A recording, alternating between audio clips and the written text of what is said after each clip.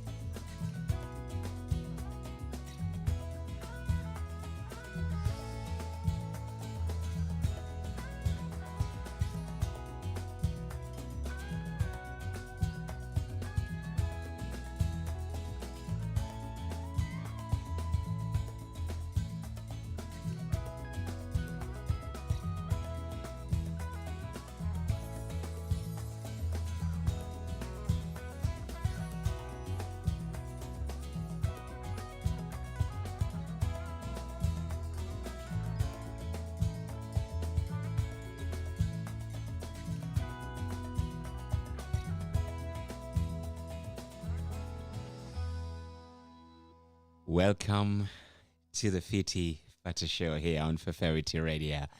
And my name is Freestyle, your style, my style, freestyle. It's Sunday, and I hope you've had a really beautiful day today, regardless of the weather here in the UK. But elsewhere, I'm sure yours is as beautiful and hot and lively.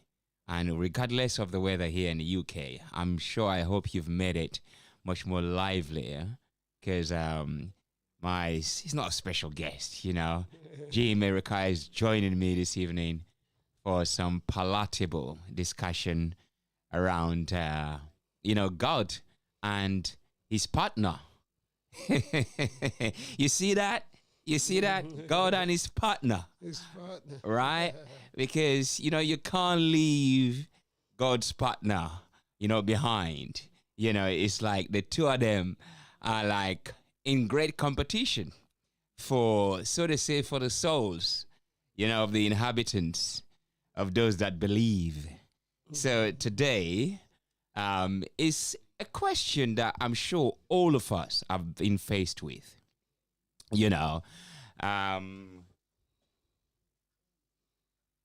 Right? Just a little click. Now, when you are, you meet religious people, and they will ask you, or you're having a conversation around religion, and yours is completely different. The next question is, they will ask you, do you believe in God? Right? It's just inevitable, isn't it? But nobody follows up about, well, you say you don't believe in God, and sometimes that's the end of the conversation for people who are religious, because it's like, where can you go with that?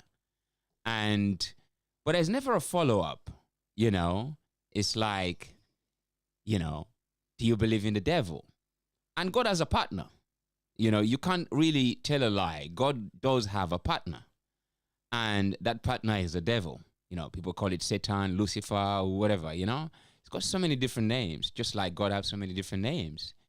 And recently I met an African lady, gave me a pamphlet, and, asking me the same question, do you believe in God? I'm like, where do we go from here? Do you have time? And she goes, not really. And goes, well, if I say I don't, would you stay to examine my point of view? And she's like, she has more time, like, well, I haven't got more time. So it's this kind of one-sidedness about this whole phenomenon that has been indoctrinated in all of us, regardless of your stance or your belief. It's something that is, we're never really born understanding this. It's something that is being indoctrinated. But however, there is this one-sided way of thinking that you either in or you don't. You know what I mean? It's not even like out, because like I said, if you're not in, you're out, isn't it? That's right. It's so basically understand what the out means to that person who is out, just like understanding what that person in means. So the question is, can one believe in God without believing in the devil, Lucifer, or whatever you might call it? And that is the question tonight I want to explore. I want us to explore that question. And as a free-minded person, or as an atheist, as a religious person, I really need your view in this, because I think balance is very important. In everything, in mechanic in life, you're building a house, you have to have a balance. The foundation has to have a balance. You have a car, you got 4 wheel. A bicycle got 2 wheel. Even one with the 1 wheel is got a balance. Everything in life has a balance. So, and I believe in it. So therefore, let's have a balanced conversation. If you believe in God, does it stop there?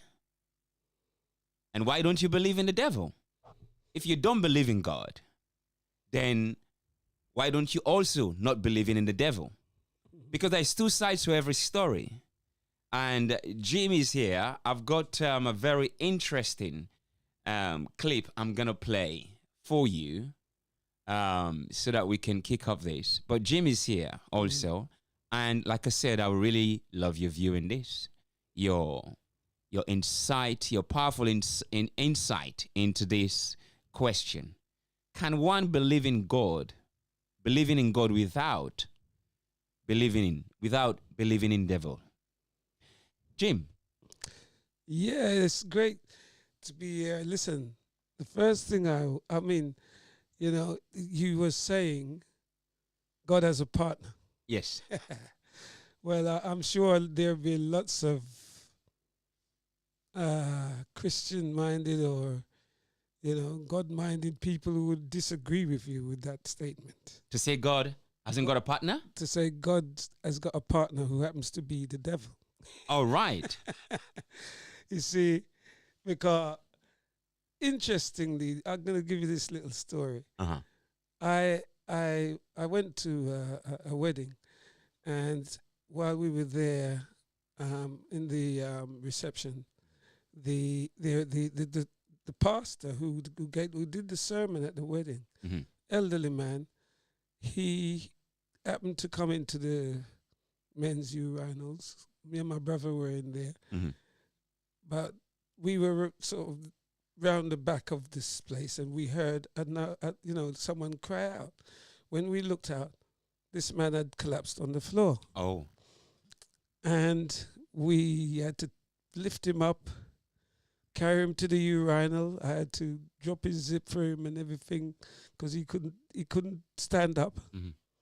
And he did his thing. I zipped him back up, and we took him out of the urinal, put him in a chair, and his family, and called his family. All right, got a long story short, he took my details, and months down the line, he sent for us, for me and my brother. Yes. And what he wanted, actually, which we didn't know at the beginning, but during the course of the evening that we were there, he said, he offered us some food and stuff. And so we found out that why we were really there was to do a statement because he was going to do an insurance claim for his injury. Right. But in between that, conversation was going on, and I was sitting near his wife. And his wife said to me, so do you have Jesus in your life? Right. And I said, oh, well, Jesus is a very contentious subject for me. And the woman, she just sprang at me and said, well, if you haven't got Jesus in your life, you're going to hell. Oh, wow. Just like that? Just like that. Forgetting all about what you did for the husband. Forget about what I did for a husband. If I don't have Jesus in my life, I'm going to hell. Wow. And I thought to myself, you see, this is why a lot of people, especially younger people, get put off of this type of, because... mindset. Yeah, because, come on. The woman, I didn't get to ask her, what is hell like, by the way? And who's there? Right. What do you know about hell? Yes. I didn't get around to asking her. It was just the way she was so passionate. If I don't have Jesus in my life, I'm going to hell. No, that's not the way. No way is that the way. Is this after the written statement or before the well, actually, it was just before it, actually. But, but yeah, so there you have someone who's telling you, it's like what you just said, if you're not in, you're out. So as far as she's concerned, if I don't have Jesus in my life, I'm going to hell. Yes, yes. But this is the very typical and a very, good example there. Because there is the husband, right, collapsed and, mom's, you and your brother helped him out. That's right. Right? And called the family. And then months later, calling for a help again. Yes. Right? Covertly, because they Right. didn't say what they wanted. Yes. See, we got there. This is all the way in Wembley Right. from Brixton. Right. You know what I mean? Right. And then instead of being grateful, instead of looking into the the helping hand that you've given to the husband, right? And she's judging you by something or someone that she has no qualification of, because that's exactly what it is. Well, that's right. You know Right? what I mean? And saying, like casting you out, basically. It's just like, if you knew that man was a pastor, would you have still helped him? Of course, yes. Of course I would help him. It doesn't matter who he is. Right. That doesn't come into it at all. Right. And here you are, the wife actually sending you to hell, Yeah. just because you don't have a clarity of that name or that personality. Right? And this is why we need to have conversations like this. Because like I said, we've been conditioned to think one way. Indeed. But you see, the contention really is knowing who is God, where is he, who is the devil, where is he? You need to know these things. If you don't know, then, so you have to first have that knowledge. I believe you have to have that knowledge that says, right, where is God? Who is God? Just the same way as where is the devil? Who is the devil? Mm-hmm. That is part of the question, isn't it? When you say you believe in God, so you should acknowledge the devil if you believe in God. I think it goes vice versa as well. Absolutely. If you believe Satan is the man, then you must know that he's got an enemy. Because that's what I was going to say to you. I don't call him a partner of Jesus, of God. I call him an enemy of God. Well, we're going to play, because the reason I said partner is that for you to know God, it's like you have to compete. It's a competition. It's not like, well, I believe in God and that's it. It's like you always have to compete with the partner, which is the devil. And if you listen to a lot of people's testimony, they always come from that place of darkness where the devil is, in order to come to light. So, and they've always, been very cautious about that place where they came from. Well, actually, they use the term, have you been saved? Right. Some of these Christians. So, obviously, before they were saved, the devil had hold of them. And then they were saved by Jesus. That's right. So, let me see if I can. That's not my perspective, but I hear it a lot.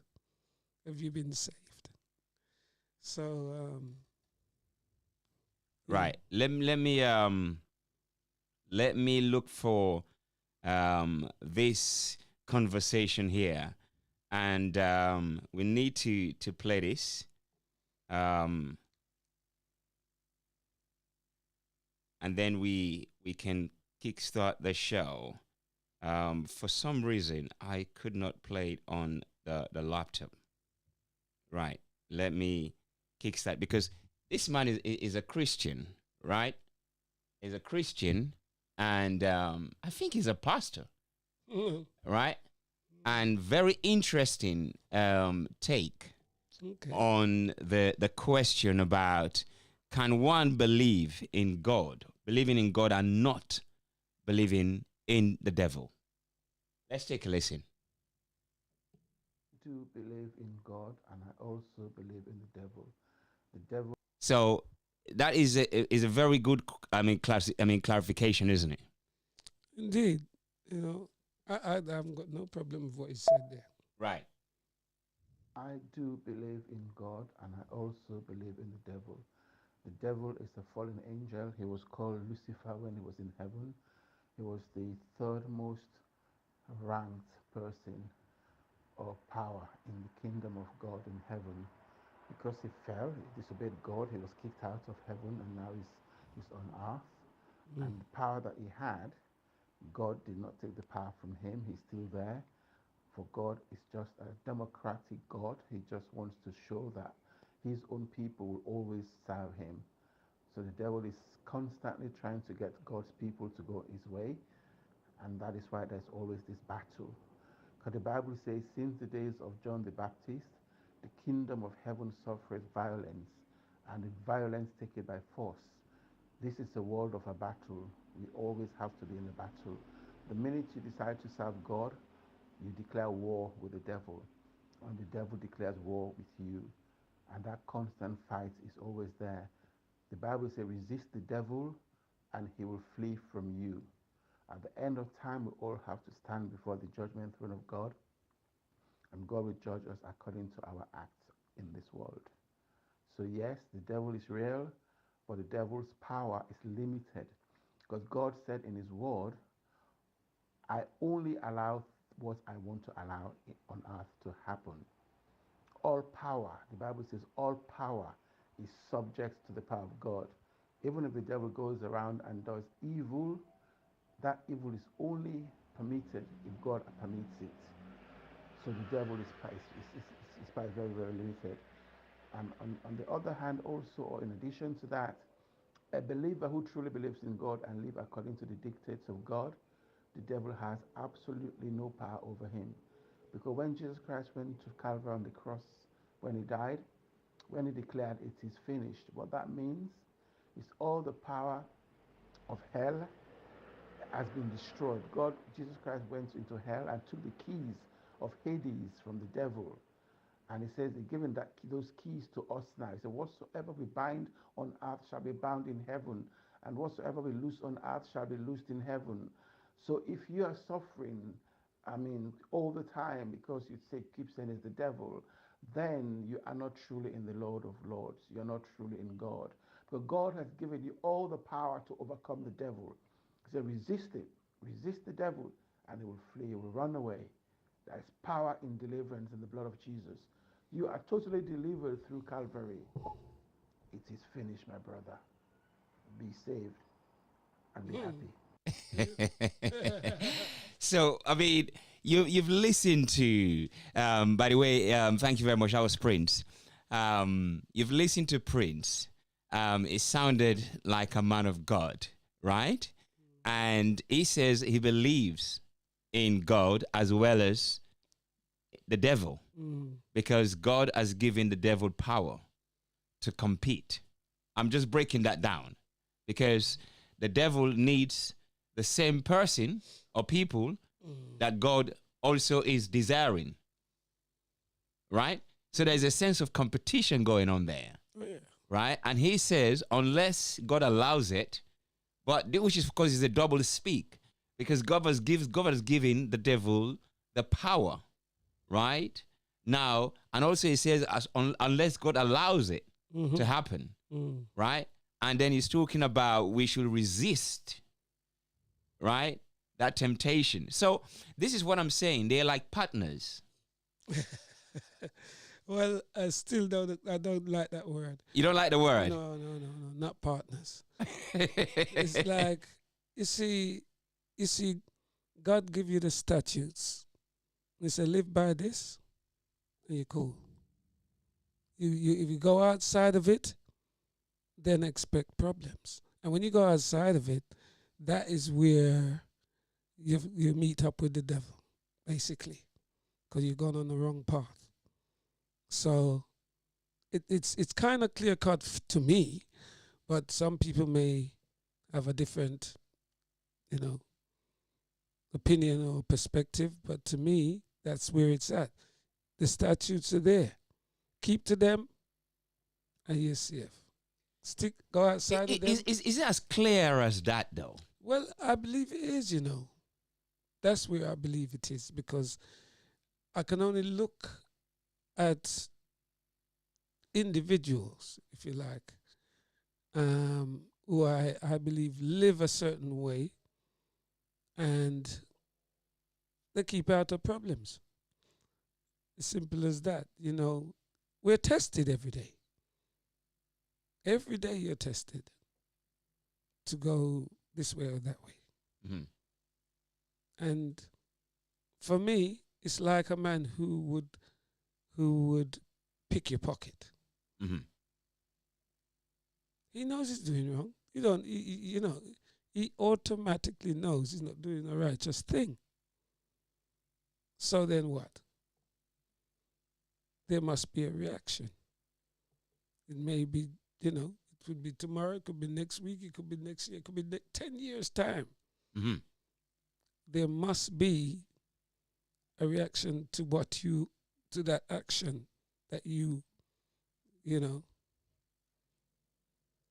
that you perform. So if people can accept that, then they would more be over into the side of God rather than the devil, because the devil is contrary to God. Simple as that. He's contrary. So if he's contrary to God, then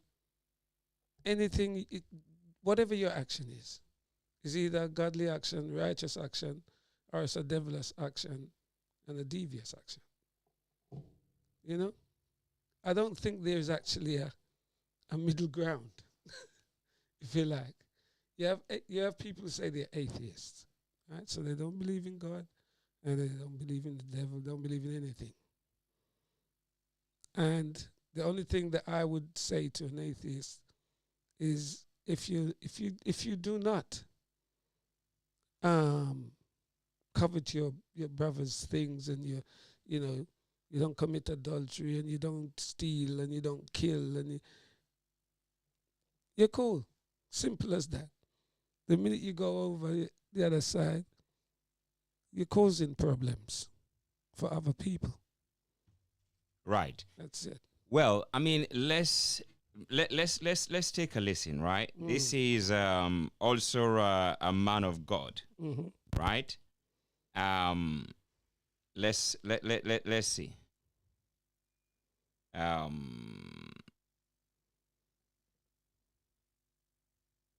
I've never tried and tested you before. Wait until God's light begin to shine on you. You will begin to see enemies you never knew you had coming out from the north, south, east, and west. When these people sense the glory of God upon your life, they become worried. They get intimidated. Jealousy and envy begin to eat them up alive. Some will secretly gang up against you, thinking that you won't suspect them.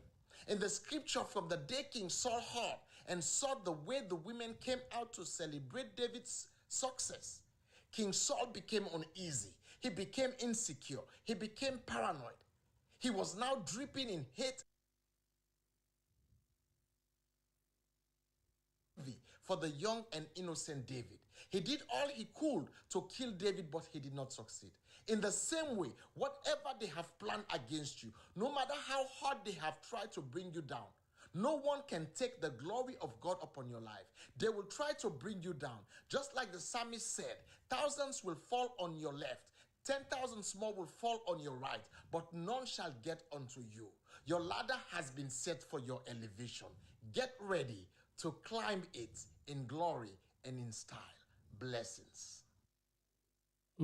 Well, you see, that is also a man of God, right there, talking about, the competition that God and the devil is waging on one individual, which is those that believe. Yeah. I kind of, he said the minute the light of God shines on you, then people begin to get jealous of you, etc., etc. Now, those are the people, because jealousy itself is an evil. Jealousy. What does jealousy? What can you get from jealousy? But a negative. It's a negative source. Jealousy. You want what somebody else has instead of seeking for yourself. But those that believe in God also have that spirit of jealousy, isn't it? Well, they shouldn't. And if they do, they can't say that they've got they believe in God, because God don't defend jealousy. I mean, let's look at the churches, for He don't example. defend jealousy. No way. Let's look at the churches. Mm-hmm. You know, you have some churches you have built with an expensive, you know, foundation. Mm-hmm. You know, the beauty inside and everything, and others lack that sort of foundation and beauty. Mm-hmm. And a lot of people, because of how the foundation of the church looks, I mean, I talked about foundation earlier on, will tend to move closer to the one that looks more beautiful than the other one. Well, this is... So isn't that not one spirit of jealousy? Because, say, for example, you have a, you know, like back home in Jamaica or in Africa, you see churches that are built with, what you call it, zinc bodies, you know what I mean? Just the zinc, right? No brick or nothing like that. And people hardly will go there because why? It doesn't look beautiful. Listen, this is part of the ignorance.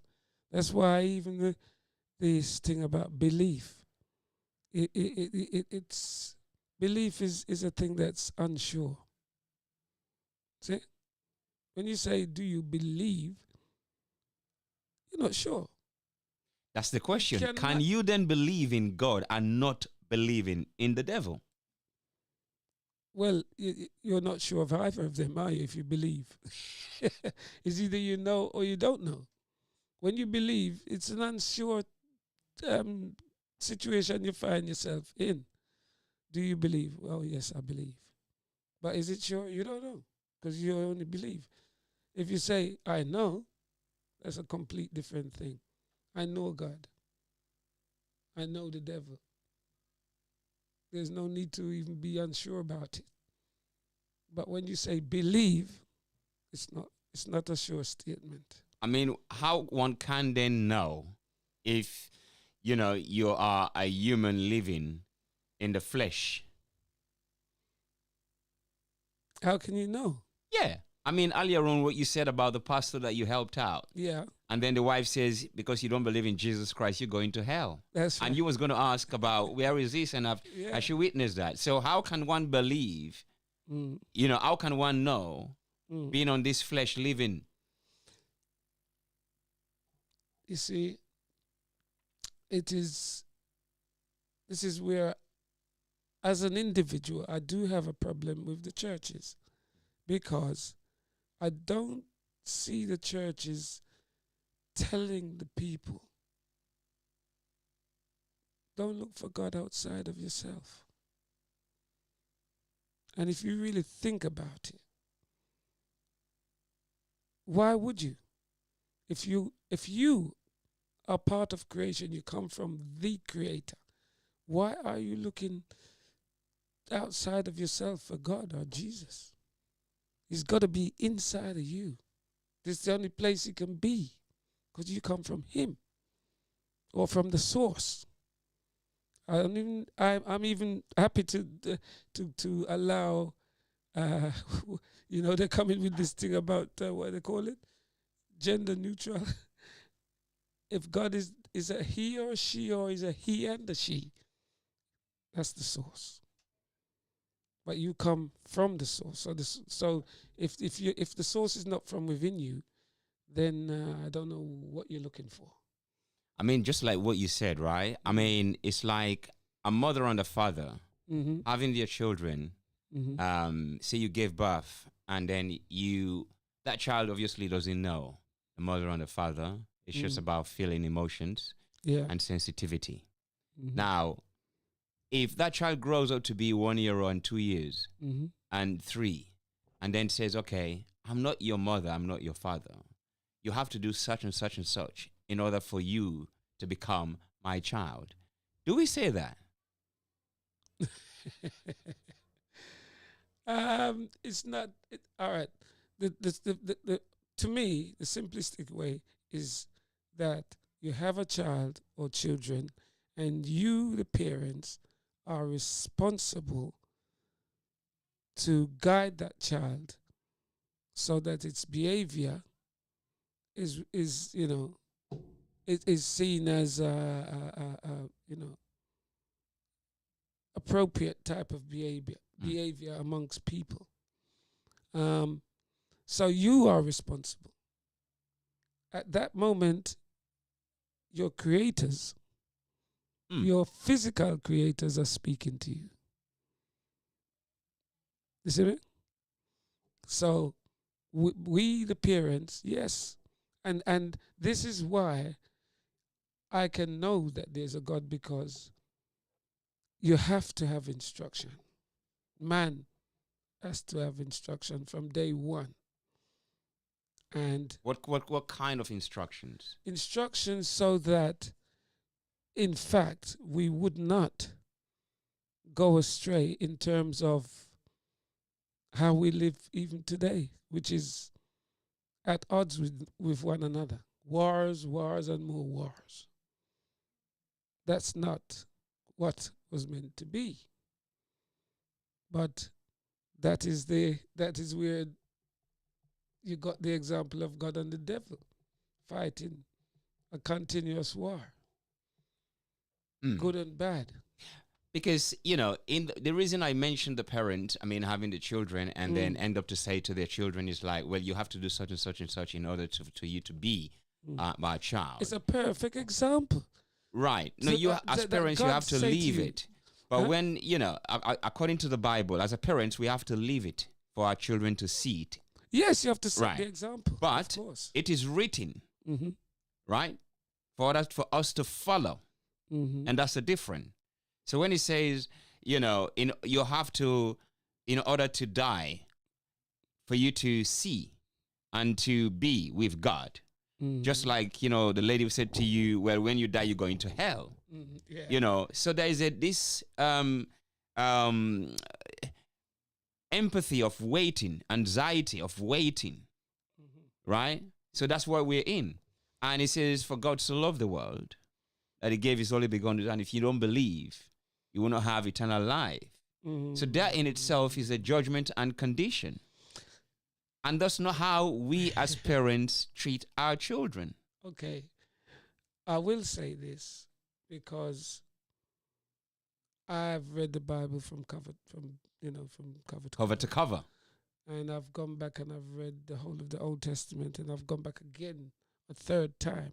And it was the third time that certain things opened up to me. Right. And I thought, but I've read this, and how comes I didn't see this? How comes it didn't show itself to me? But the third time, it was like just coming out of a dark place into a place where I could see everything.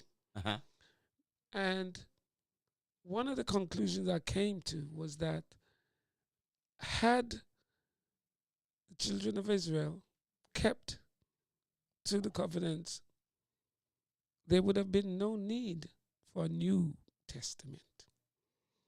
And the New Testament, of course, introduces Jesus, who says,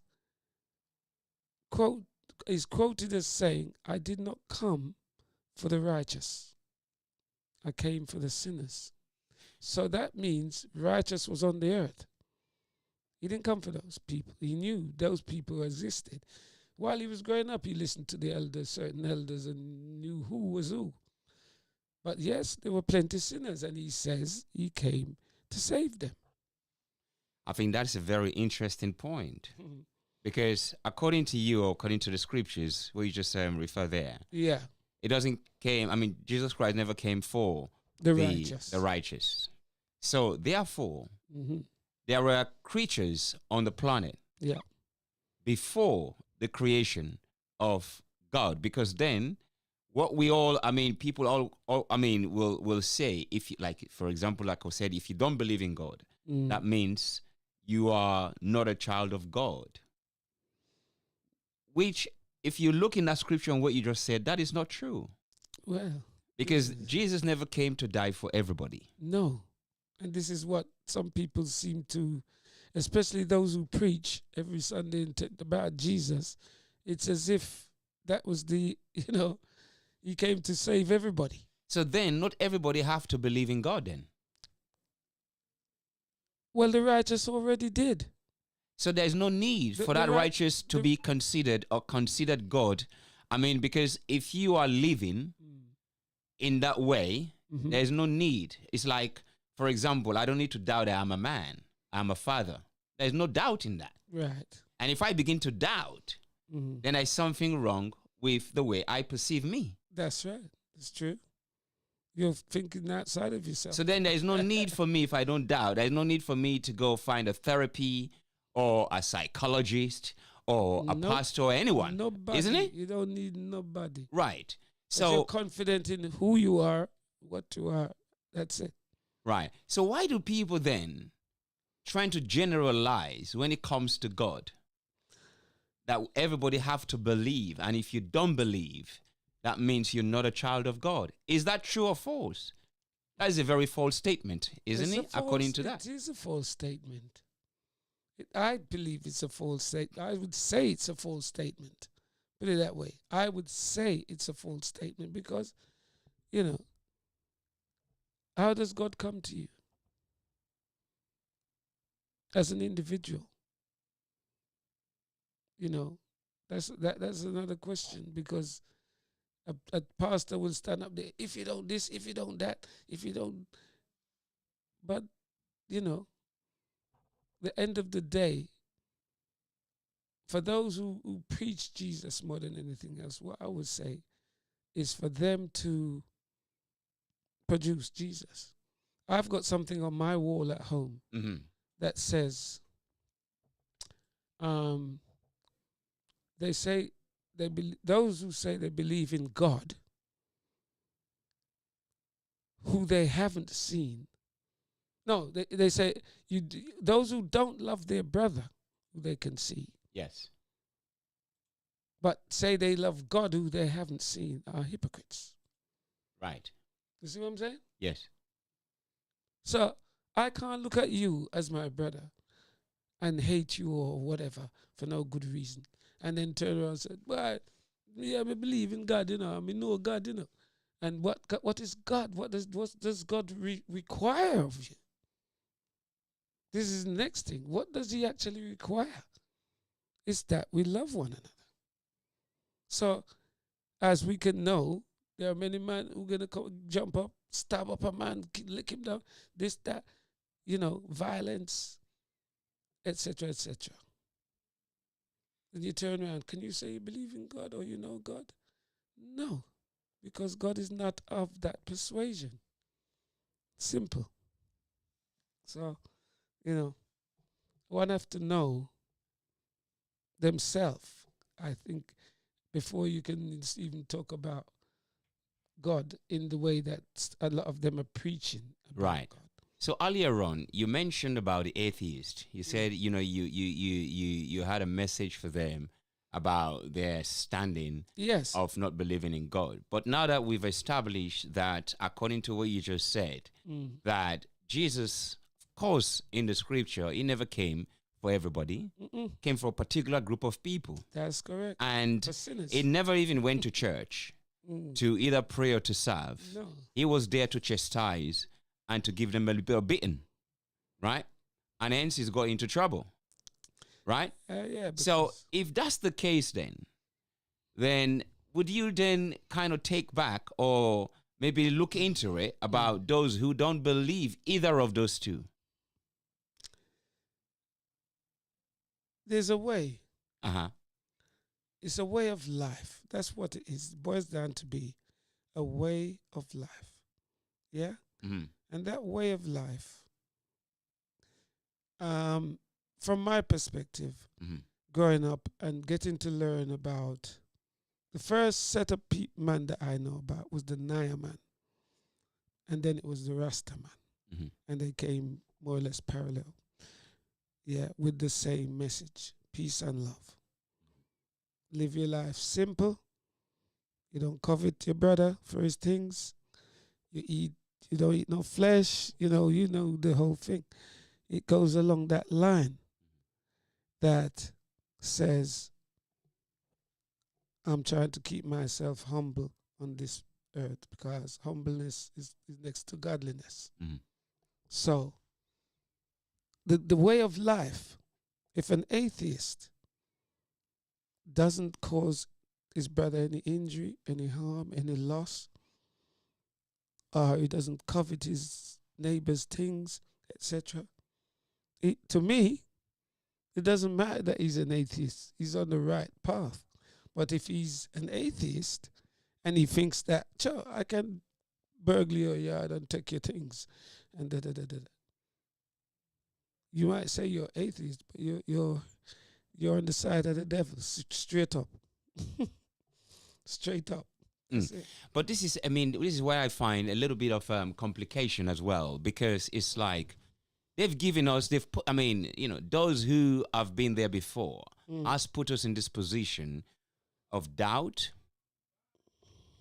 of chaos, because it's indoctrination, of insecurities. Because I believe there are different kind of species on this planet, and yeah, a different kind of species on this planet, and each has their characters and way of life. It's when now we come as people together, we tend to colonize or to condition one another. I think that's where this problem and chaos lies. Right, but you know that the man who is steadfast on his path, you can't move him. Exactly, that's my point. If I know I'm a man, right, and I'm a father, I have no doubt. No one can shake me. No one can come and tell me, but no, you're not a man. Right. And this is but if I'm in doubt, then someone out there, Jesus will deal with you. You know, you know what I'm saying? Jesus will straighten you out. Right. And I come to straighten you out, because you don't sure about what going on. But again, Jesus is not for everybody. Well, it's for the person who don't know what is what. He come to show you, say, yes, there is a God. And all you have to do is serve him in the way that he's asked you to serve him. And your life will be, you know, on a better path than if you ignore his commandments and his statutes. If you ignore them, then that means that you don't acknowledge him, you don't know him, he doesn't have any bearing in your life. So you won't even, when you're in your problem, because I think this is what I said to someone, because I remember being in when I was in my early 20s. I was feeling really low, and I'd been given the Bible. I had never opened it, never looked in it. Good school friend of mine, she gave me the Bible. I never looked at it, and it was like something made me open it, and I got so much comfort from that when I came out of it, I said, my gosh, the only message that I can give to anybody from my personal experience is that if you don't find God in yourself when you're at your lowest, that's when I would even predict that you're doomed. That's how far I would go. If you don't find the God in yourself, at the time when you're at your lowest, what do you mean, like lowest? For example, like okay, things are happening in your life. Your work, things are not happening how they should. Your relationship, things are not happening how it should be financially. Things are not happening how it should be. And everywhere you turn, things are just not happening how you would like them to be. So you find yourself sinking into some sort of depression, which when you reach that stage, and there's your brother can't help you, your sister, there's nobody you can turn to. You better find God in yourself that time, believe me. Otherwise, if you don't, this is where I can say, if you don't, that I won't say you can't come out of that state, but it because of the experience I got is that once you find God in yourself, you can look out there and realize that your situation is not unique by any stretch of the imagination. So, for instance, you're having a bad time in your relationship, but you love, for instance, you love the person that's giving you the problem. You love them with all your heart and they don't love you. What are you going to do? Change course. You have to. Now, again, you cannot chase the person who don't love you. right. So this is why You're wasting your time. Exactly. So this is why I'm kind of really also, this is why I'm also kind of confused because, 1 second. It's like when we all have been through bad times, and we all have oppositions. We have left and right. We've all been there. Is that the example that you gave? You love someone with all your heart, and they don't love you back. Yeah. Now, what do you do? Well, this is what I'm saying. See, if do you have to go pray for that person to love you? No. Right. Do you have to go seek God in case if at all you don't know God at all, for that person to love you? No, what you have to realize. Right. It might sound cliche, but there are many more fish in the sea. So this is what I'm saying. They've given us this conundrum, this phenomenon, in order for us to, to seek something outside of ourselves. I think what you have to do more than it's like that same word love. You see, for instance, can you love without loving yourself? It's something that we've talked about. You see? The whole idea about this love thing as well is only the user of the word fully understands what he or she means. Well, the receiver can only see it the way they want to see it as well. But only the user understands fully what that means. According to them, you mean? Well, we all use it. Everybody use it. But it's about the user that fully understands. Well, my point in using the word is simply to say the minute that you got somebody who you're saying, boy, I love this person, and you're aware that it's not being reciprocated. You are putting, and you're still pursuing that person. You want to try and get them to love you because you love them. But they're not going to love you because they don't love you. That means you're putting that person above yourself, more important than yourself. Right. And how can God then, if at all you believe, help you? That is why. Well, because they said God help those who help themselves. Hold on. First of all, you got to love him. When you love him first, put God first. Well, God never talk about love. Huh? Yeah. What do you mean never talk about love? God never speak about love. Check it out, man. No. You check it out this minute. God never speaks about love. I said check it out. I can't even quote you right this minute. Not John 3:16, because that's not God saying it. No. If anything in John would be Jesus.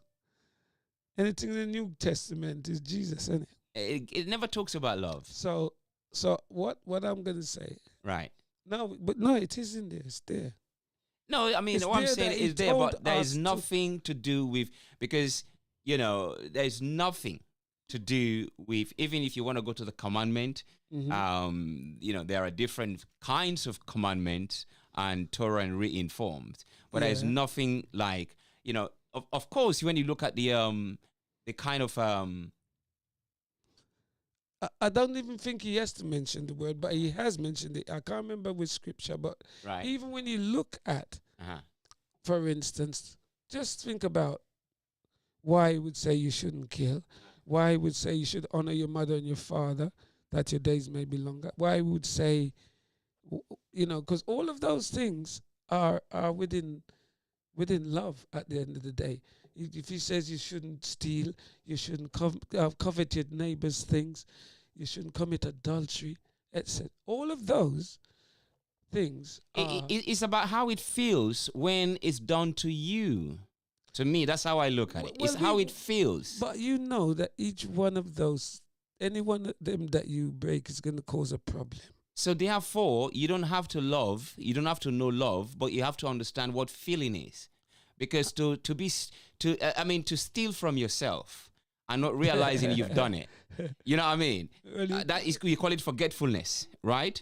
And that's the most biggest, you know what I mean, indictment you can put on yourself. Well, I don't know how you can steal from yourself. Well, sometimes you take things from one place and put it into another place. Or maybe you remove things and use it and you don't remember that you've used it. Well, that's not stealing. That's not stealing. Though. Well, it's like somebody taking your stuff. Yeah. Right? You know, from where you put it. Yeah. And then used it. Yeah. And then maybe forgot that they've used it. It's something like that. I'm just giving you a kind of silly one. But what I'm saying is, these things happen. But my point is, God and love is not something that is of the same. It is. God is love. That's what they say. It's not what God that says that.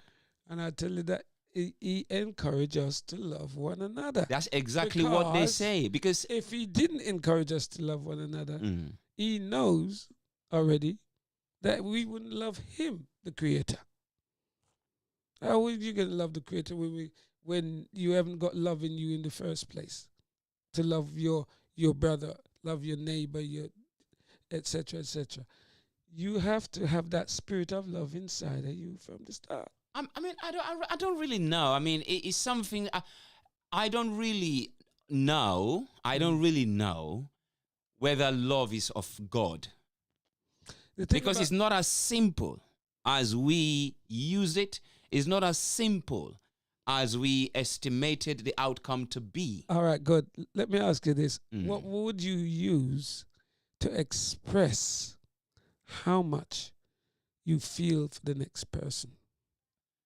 Is by listening. Especially a woman. Is by listening. Opposite sex. Yeah. Is by listening. Yeah.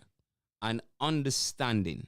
Now, listening to them, what they're speaking about, what they're saying. Yeah. Right? And understanding it. Because sometimes we tend to listen, but we don't understand. This is what I said to you. Yeah. Would you express to the person the feelings that you have for that person? How would I express it? What words could you use to express? Well, sometimes there's not even words to use. It's just how you move with them. Because sometimes we say there's no words can express the way I feel about you. Right? We say it. Yes. So it's how you move with them. It's the way you move with them. It's how you treat them. And then you still come back around and interpret it as love. No, what I'm saying is they might use it. But if you don't know, for example, because it's like love is about being, love is an educated term, is a literate term, right? It's just like God. If you're illiterate, there is no way what we're talking about now, people will understand it, right? There's no way. So love is a literate term. I wouldn't be sure about that either. You said right. No way, but I'm not sure about that. Because there are people who don't read. For example, let's go back to what you said. Jesus never came to die for everybody. It was a certain group of people. He said he came to save the sinners. Right. Certain group of people. Right. So therefore, it's like you don't need, the Spirit of God if you already are in that spirit, for example. You don't need it. You don't really need Jesus Christ if already you are in that spirit. You don't need it. Now, not every species. So what I'm saying is, then love is not for everybody. I can't see the individual on this planet Earth who can survive. If you're doing right? If you're doing right by your woman, if you're doing right by your children, right? Yeah. Because we all, we as human beings, we're moved by feelings. It's a common word. You love your children, man. Yeah, we move by feelings, isn't it? We move by, because we use the word very loosely. We do. And we use it sometimes to manipulate the way we want others to feel about us. Well, if you use the word deceitfully, then of course, you know, it has no base, no meaning. But sometimes we do the wrong thing and then we said, but you know, I love you. So again, this is what I'm saying. It's only the user that really understands exactly what he or she means. Yes, and this is again, you know. But if you pinch me or if you punch me, yeah, you don't need to tell me if I feel it. okay, Right. You don't need to ask me. no. If you poke my eye, your eye in my eye, you don't need to ask me, open your eyes, can you see? No, water is going to run from it. You know, these are very common things that, you know, that's what I'm saying. We move by feelings. Okay, so would you say then, in a relationship, it is easy enough for you to feel that warmth, that you know, that togetherness feeling that you have with that person? You can feel it without them having to say, I love you, or, you know, you can feel it. So that it's not a word anymore. It's a feelings. How many? Of course, yes. Because how Okay. many times that we've said to somebody, Right. yeah, don't tell me you love me. Right? How many times have we said it? And why do we say it? Because they keep repeating the same old thing. Or they've said it and at the same time they're annoying you. Right. You see what I'm saying? So it's all about feelings. Don't say you love me when you keep pissing me off. Right. Right. You know, it to a point the individual who will use the word in whatever way they see it, or they see the meaning of that word. And yes, there will be people who use it and don't fully, you know, understand the meaning and the depths of that word. Because as I've discussed this word so many times, and I remember myself and Brother Ziggy had the discussion about love. And we came to a conclusion that you can't put no negativity on love. There's nobody who can come and say, you see that love is you know, something bad. There's no bad that you can attach to love. I challenge anybody to show me. What do you mean? I don't understand it. Well, the whole concept of love. Because you see, when you say that though, yeah. I mean, it's like you have many times people have been in a relationship because love, if you're looking at it from that point of view, love never breaks. Love is continuous. Yes, that's love correct. never falters. That's correct. Right. Love never fails. Now, when we have been in so many different kinds of relationship, types of relationship, we're breaking up with men, we come back, we find a new one, and we say the same old, same old. No. Is that? I can't join you with that one. Well, I'm just saying, is that part of the negativity that follows our behavior, not doing right thing, but depend on the word to make it right by that individual? Firstly, if I'm going to use the word love, I have to be sincere when I'm using it. I know. So that means I'll meet somebody, being as mature as I am, I've had relationships where, to me, that love, I mean, it depends on in using the word I love you is when you really develop that feelings for that person, in the sense that they whatever they give off, you're receiving it gladly because you just like what they've got going, so it over a period of time, love grows and you can actually say, yes, I love you. But if you're going to say I love you after the second meeting, and do you really know what you're talking about? You know what I mean? You don't know the person. You can say you love. I say I love everybody. And I mean it when I say I love everybody. Until. Well, Yes, this sir. is what it is, though, isn't it? Show me that you're not worthy of my love. But this is what it is, because if you're using Jesus Christ as an example. But I'm not using him as an example. No, well, what I'm saying is that, when he was being killed by those that, he was sent to look after, it says, forgive them. For they know not what Right. they do. Okay. Now, how many times have we stopped loving someone that we've already told them many times we love them? And listen, as long as you're genuine in what you're... And love doesn't break, right? Love doesn't break. Well, love is a continuous thing. In how I look at it, maybe I'm very naive, but what I'm saying is, it's only the love is user. Everlasting. Right. So therefore, when you say to somebody that you love them, it should be forever, right? Absolutely. Then how can once we love somebody and then we cannot look into their face the second time? Because they've shown you that you're not worthy of their love. They've done something contrary to... But your love should not be breaking. Your love should be continuous, regardless of what they've done to you. I think... If you believe in Jesus Christ, if you believe in God, then your love should not break. You should continuously love that individual or those individuals. All right, you got a cup full of love, and you drop one little drop of hate in there. What happens? I don't know. It will still be love, isn't it? It corrupts the love, man. Really? There's a bit of hate in there. But he says there's no corruption in love. Love cannot be corrupted. No. But look here. I mean, all right. For instance, if God said He loved all of us,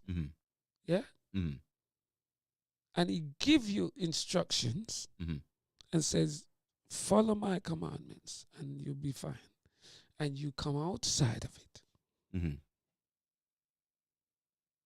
you choose to come outside of it, and what happens to you outside of it? Is God responsible? You tell your baby or your young child, don't put your hand in the fire. That's fire that would burn you. Right. And they go near and they think, he said, don't touch it. You got the little inquisitive ones who they can't wait for you to get out that room so you can touch it. Yes. Good. And it get burned. Right. Yes. So you don't have to tell him again for the second time. You won't have to tell him again. But exactly. But he broke your commandment. No, that means that he broke your commandment. He broke it, but that means that anything else after that you tell them. What I'm saying is they will hear it. Burnt. He got burnt. Yeah? Yes. So he knows now why you told him not to touch it. And then every time you tell that child to say, well, don't do this, they will take heed. Well, they should do. That's right. So it come back to God's commandments, and that's what I'm saying. If Him said, this is it, stay inside of this, and you're safe. Step outside of it. But what about the devil's commandment, though? What about the devil's commandment? The devil? What commandment to have? Well, if we go back to the garden, when there's a commandment, of course, What's that commandment? Well, there's a commandment to say, well, if you eat this, you're going to be seeing a lot more things that now you're not even, not able to see. That was a commandment. You've really touched one thing there now, you really touch it, because that was, you see that part of the Bible? That was what opened up to me the third time I read the Bible. Right. The whole thing about Adam and Eve, this forbidden fruit, and you know how many churches are still teaching people that this fruit was an apple? What was it? Well, there's no apple mentioned in the Bible. There's no apple mentioned in the Bible. Right? Right. That's the first thing. Fruit. Fruit. It said fruit. It said fruit. Yeah. Yeah? Now, there is references to fruit, such as it is good for a woman to realize the fruit of her womb. Right. Simple thing, isn't it? When you think about it, Right. simply means it's good for her to have a child. Right. I mean, we can have a whole conversation about this because see? then this preventative method But when you said, is it a commandment of the devil? the commandment of, it was no commandment. He just said to Eve, as God told you that if you touch that fruit, you know, that. Mm-hmm. And he said, I'm going to tell you something. Mm-hmm. When you eat this fruit, your eyes will be open and you're going to see lots of things. And then you will know the difference between good and evil. Because it appears before that moment they only knew good. Adam and Eve didn't know anything about evil. And the reason why it really upsets me when people talk about the forbidden fruit and cannot come up with what that forbidden fruit was.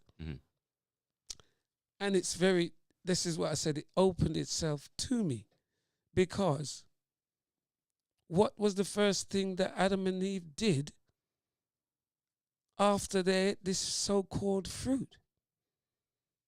Well, I mean, They covered themselves, their midriff. yeah. So what we're talking about here was a commandment, isn't it? What you were saying, yeah. God gave them a commandment. And I said, well, what about the devil? Because the devil also have a commandment. And you says, where? And I pointed you to the garden. And that was the commandment. But he didn't give them a commandment. God gave them a commandment. And the devil too. But the devil just said, if you... No, God says don't. He questioned that. Yeah, but God, according to the Bible, he says don't. Yes. And the devil says, yes, you should. Right. Right. So this is why I call them partners. So hold on. Right? So again, right? Because we must remember they ate this fruit. Mm-hmm. The devil gave to Eve and she did eat. And when she saw how nice it was, and she called Adam. Yeah? Mm-hmm. And Adam did eat. Mm-hmm. Right. And the next thing, God called them and them cover up themselves. Mm-hmm. To the point where they said, God said, where are you? Why are you hiding? You know? And them said, because I'm naked. And he said, who tell you that you're naked? You see? Because they discovered that they were naked. But they didn't know they were naked before they did whatever they did. Mm-hmm. And then comes the punishment. And the punishment, you know, I'm going to put enmity between your seed and the serpent's seed. That is not love. Hold on. Absolutely, it's not love. Right. I'm going to put enmity between your seed and the serpent's seed. So all of this whole thing is to do with the creation cycle, in my interpretation, because there's nothing there. There's no fruit mentioned apart from... Well, there's no love as well existed there at all. Well, there's love there. No, but there's no love. There is no love. The devil came in between, yeah. But God never showed, his own children that he created love. And also, hold on. How many times... Before you say that, come on. The sequence, because I just go by the sequence. He created Adam, and then he saw that Adam needed help, so he created Eve to help Adam. Right. Right. And indeed, she helped him. Of course. Yeah. From that time till now. Right.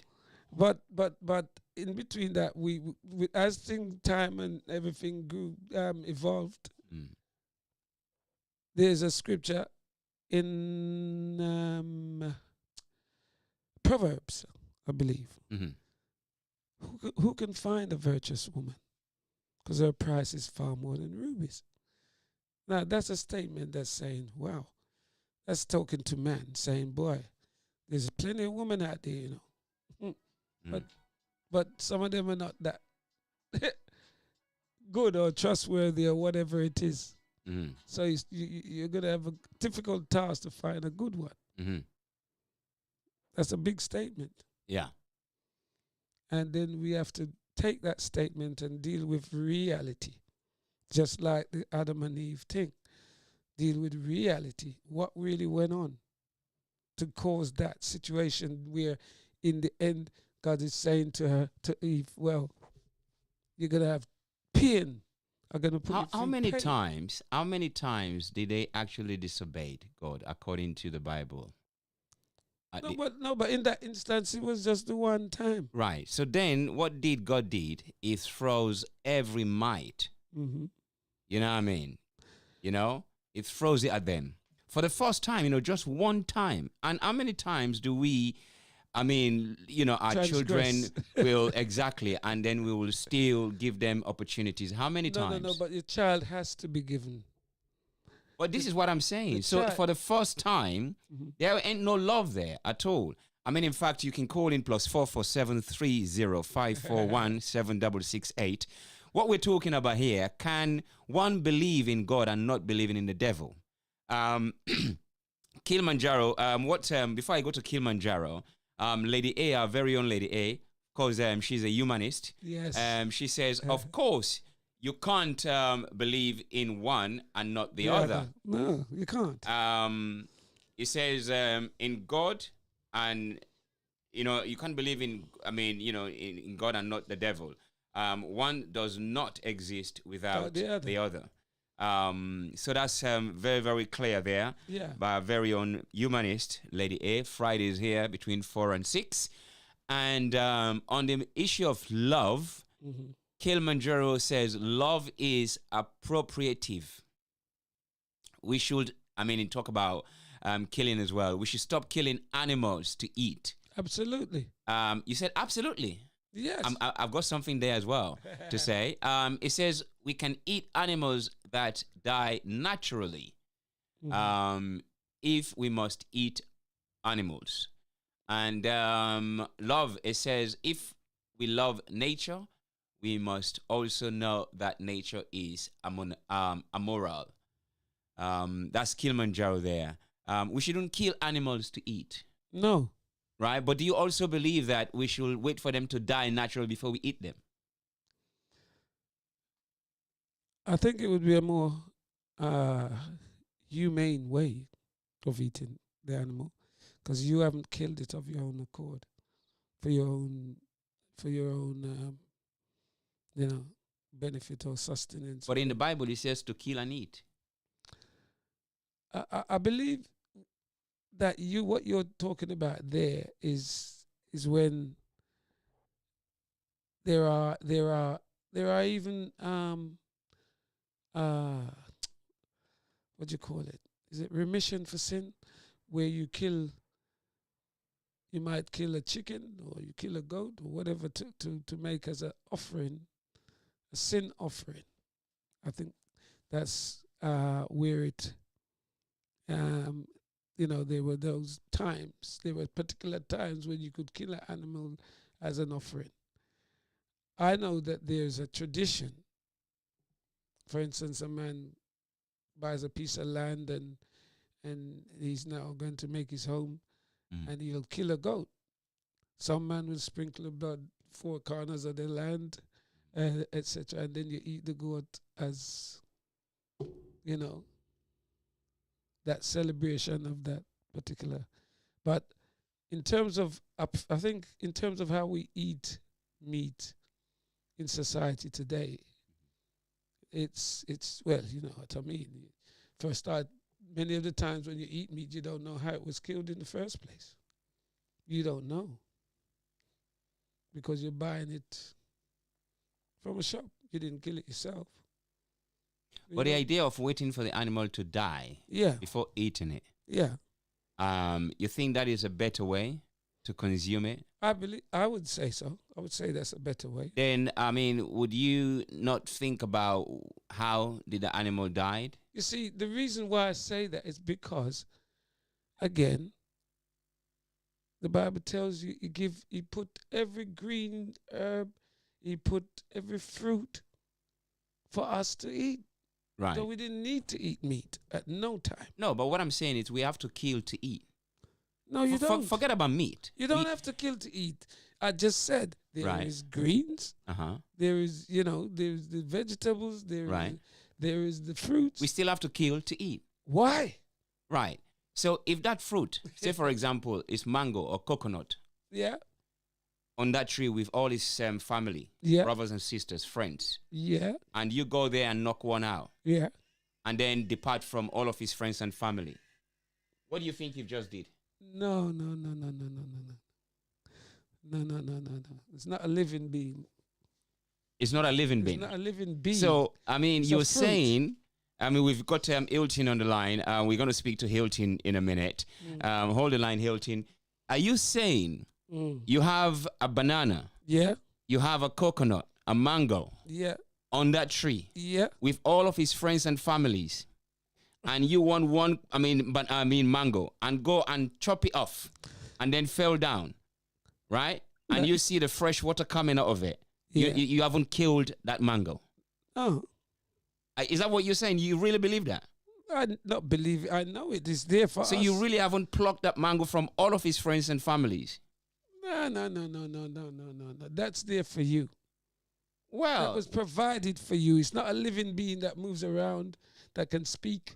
but according to the Bible, etc. God put everything, like you said, Do you see before any us. blood in that in any of them fruit there?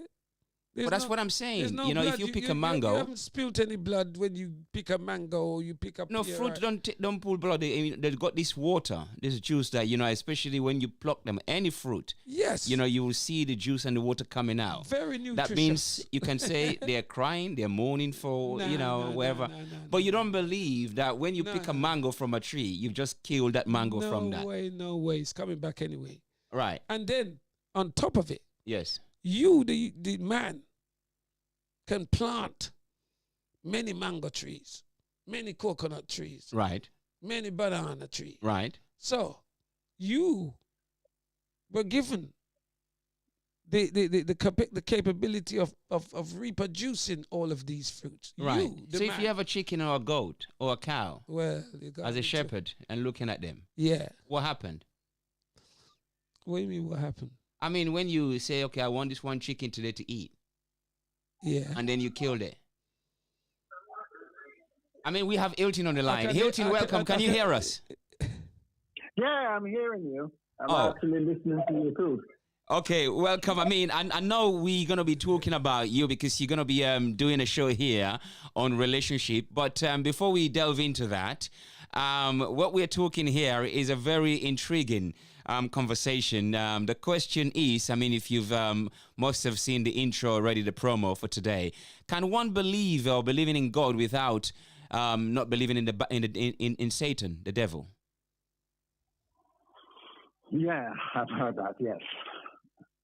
And I've been listening to some of the commentaries by your esteemed, educated guests there. It's also another presenter as well, Jim Erikai. Rise up, my brother. Okay. I'm actually interested and intrigued with some of the thoughts and ideas that he's postulating. Okay. And of course, I subscribe to some of the tenets of the concepts that you are actually giving. Okay. First of all, the categorization of beings, of living beings, and classifying and classification of all living things is something that we do in basic biology. Right. And we don't classify plants as animals. We don't give them the same accord. No.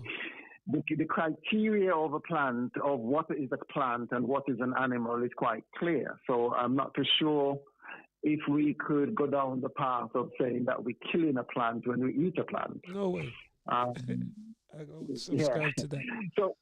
So yes, I do agree that when you believe in God, you would believe that there is A devil. a devil. Mm. Based on scriptures, depending on what your belief system is, based on scriptures, those of us or those people who believe in the Judeo-Christian, Judaic tradition would also follow that. That's what the tenets of the Bible quite clearly described. Yes. So I will come down on the side of your guest, freestyle. That's some all of the right. things that he's saying, some of the things that he's saying, yes, I subscribe to them. Other things, I've never thought of it in the way that he's actually espousing. Okay. Others, I would have to go back and think myself. Right. However, though, I would like to come in there. I don't know if you guys have the time for me to toot what I actually believe in. Go ahead. In terms of marriage and family, and because I'm a person who believes that human beings are created to be gregarious creatures. And by gregarious, I mean that we want to belong to a group. All of us want to belong to a group. We desire to belong to. It is intrinsic within us. And one of the primary groups that we belong to, we belong to all kinds of groups. We belong to the community. We have friendship groups. We have colleagues at work. Those people who go to church have a church group. And by the way, I don't want to steal your thunder, sir. They have actually found, I was listening to, what's his name? His name is the Canadian guy he's an esteemed expert in the area of addiction and trauma and all of that. And they have come to the conclusion that those people who belong to a group, who belong to a community, who have a culture, who have a sense of belonging, do far better in terms of mental health than people who don't have all of those things in place. But what I want to go on to say is, look, the family has been systematically destroyed. Destroyed, absolutely. Yep. Yeah, man. And as a result of that, there is chaos in the family. As a result of that, we are not able to form proper bond, and the dysfunctionality of it. I probably might sound a bit too theoretical, but you would agree, Freestyle, that it's important to have a family. I don't know if this is popular news, and I'm not too sure if I'm breaking confidence, but I know that, Freestyle, you have children, and you love your children, and you are an important element in the life of your children. I met one of your sons the other day, and, he seemed to be an intelligent young man who has his bearing all set. And I, without knowing too much about you, I am putting my reputation on the line to say that he's an influence. Yes, you are a central influence in his child's life. Force in that young man's life that is actually an anchor that is moved, that holds him steadily as he guides himself, or as he moves towards the goal of establishing himself as a young man. As we're talking right now, my family is in the next room, and this is one of the reasons I actually forgot that I should have been on your program. And they're watching a program called, and you might have seen this movie. It's a movie that came out some years ago called Coach Carter. Right. Are you aware of that movie? I don't know. No. Coach Carter. It's an American movie where this coach in one of the ghettos of America. Coach Carter. Yeah. What's his name? This black actor. What's his name again? Samuel Jackson. Samuel L. Jackson. That's it. Yeah. I know it. Samuel Jackson. Yeah, I do know the movie.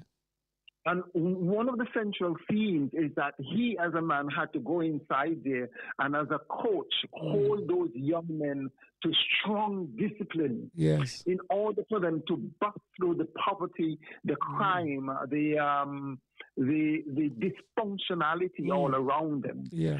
And this is my personal feeling. This is my studied conclusion that when we have strong families, when we have fathers who are interested and vested in their children, when we have fathers in the home, we are able to build young people who can burst forth, who can be anchored, who can burst forth out of crime, out of poverty, and establish themselves as trained, well-grounded young people, members of the society. Mm-hmm. And that is why I want to be on your radio station.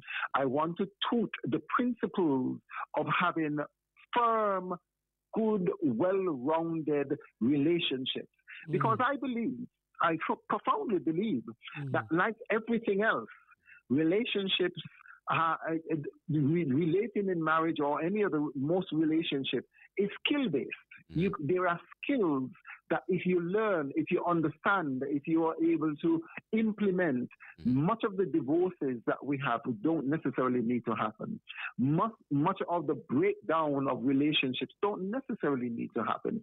I mean, relationships has its challenges, but like everything else, once you're able to get the skills, once you're able to get the support, once you're able to execute and, use those skills effectively, you will be able to ride out much of the problems that you have. And our children will be much better for that. Our communities will be much better for that. And our society would be much better for that. That's my 2 cents piece. Those of you who are not aware of who I am, may I say that my name is Hilton Samuel. I help singles to find the right person for them. I help people who are in relationships, and particularly marriages, to avoid disaster and divorce. Because I think those are some of the cancers of our society. Sorry for stealing the show, guys. No, absolutely. I mean, you've well put it, together. And I'm sure many listeners listening to you. In fact, this is also broadcasting live on YouTube. So it's a good way to publicize what you're going to be doing here on Feferity Radio. And I thank you very much that, you found this medium station, a medium in which you can actually enlarge and, bring out your expertise and help a lot of people. Just to give people a background of yourself, you've talked so highly of me, and I really thank you as well. You talk about relationship. Could you give us a background about yourself and how long you've been in a relationship with your beautiful wife? Okay, well, so my background is in education. I, spent most of my life in the classroom teaching and educating people. I came across into the relational and relationship area as I read and studied, and it impacted my life in a profound way. And I thought I'd also do speaking and engaging audiences on various platforms. And I thought that if I am able to help people in this area, that, the world could be a better place. The world could be a better place. My wife and I have 3 children, 3 boys actually, 2 teenagers. One's going to turn 18 soon, and the other one 16, and the last one is 12. And he's the one who wants to be the boss in the house. He's a wannabe, what I call a wannabe teenager. He's behaving just as challenging as the others. you see, his father has put so much confidence in him that he feels able. Well, I must say, let me get back on spouting. That parenting is probably one of the most challenging jobs ever in the world. That's true. Parenting, to be a parent is not easy, and you don't get paid for it. Well, you could say that, but I suppose the pay is when you see your children advance, into well-rounded, well-grounded young people, and they're doing their thing, and they're on the right side of the so-called law, and they're doing their thing. So you can sit back and say, well, I did my bit, and that's the pay. Yeah. That's the satisfaction that you get, that you have done your bit, you have done your best, and they have turned out. I like they have good sense. Yeah. you can be confident. For instance, okay, you got 3 boys, and you can put I'm sure, just by listening to you, I can say that you're reasonably confident that when you hear, oh, so and so's been stabbed in such and such area, well, you know it's not your son that's done that. Yes. You understand what I'm saying? Yes. Because I you understand know, exactly what you're right. saying. Yeah. So those are the ways you can feel, you know, reasonably comfortable in how you've brought them up, because those type of things would never happen. It may happen to them, God, you know, suffer it God not, forbid. you know, but they won't be the perpetrators of such things. Yes. You see? That's because they come from you, and you have told them and, you know, shown them through the years that's not the behavior. That's true. And to go back to the original conversation, because you were talking a little, you were, you know, explaining the biblical story of the origin of human beings. Yes. Of course, there are many different theories of our origin, but biblically speaking, there is a story based in Genesis. Yes. And the concept was that it was not good for man to be alone. And so he was given a helpmeet. Helpmeet, that's now, correct. It's interesting the way you spoke about how the food and the yes, and all because of that. it's frustrating to keep hearing people talking about this apple and not looking at the real what took place, what was said, what took place, you know, and follow it. You know, I need to talk to you a little bit more about that because I've never heard it posited in that way. Okay. But what I'm actually driving towards is that we were originally designed to come together and procreate. Yes. And the family is probably, I've heard one guy say this, and I actually thought it was a brilliant way of putting it. The family is the most important unit, and it is the best unit, organization, institution. It's the best institution to look after the needs of its members, the emotional needs. The family is the best unit to foster children. It's the best unit for us as men and women to come together in order to support each other, in order for us to grow and expand and develop. Of course, we could do it, you know, without the family, but the family provides a crucible, an environment for all of us to best develop. But I'm not saying that all families are perfect. In fact, I don't know of any perfect family. All families have some level of dysfunctionality. However, we can all do our best within our families, because at the end of the day, when we would have left this sphere, when we would have passed on, when, you know, we want a legacy to be left behind. And most of the legacy is usually passed to our children. You know, most of us, when we talk, we speak about, you know, my father when I was growing up, my mother, and we have these memories. And these memories are based on the values that we get or we have gotten from our parents and our grandparents, or, you know, that's right. It's been passed down.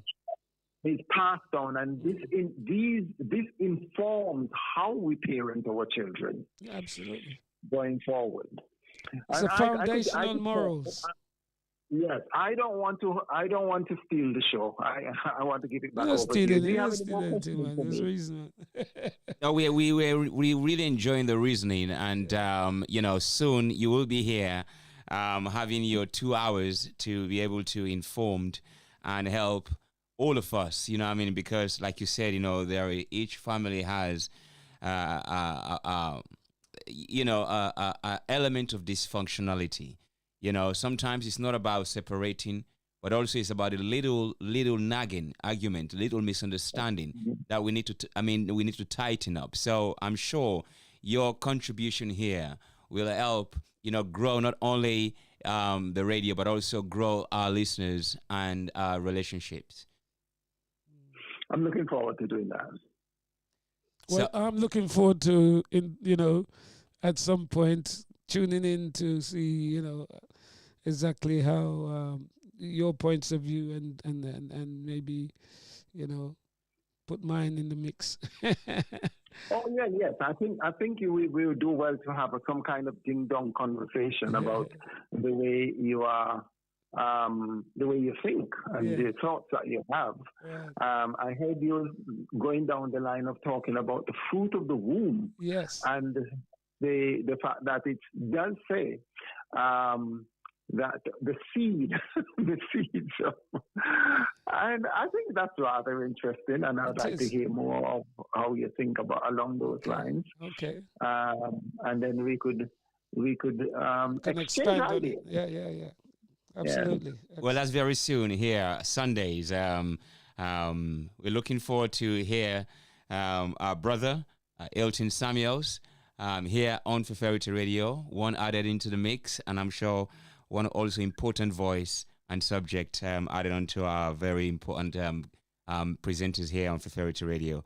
And, we look forward to it. And I thank you very much for your contribution and taking your time to delve into the subject matter of tonight.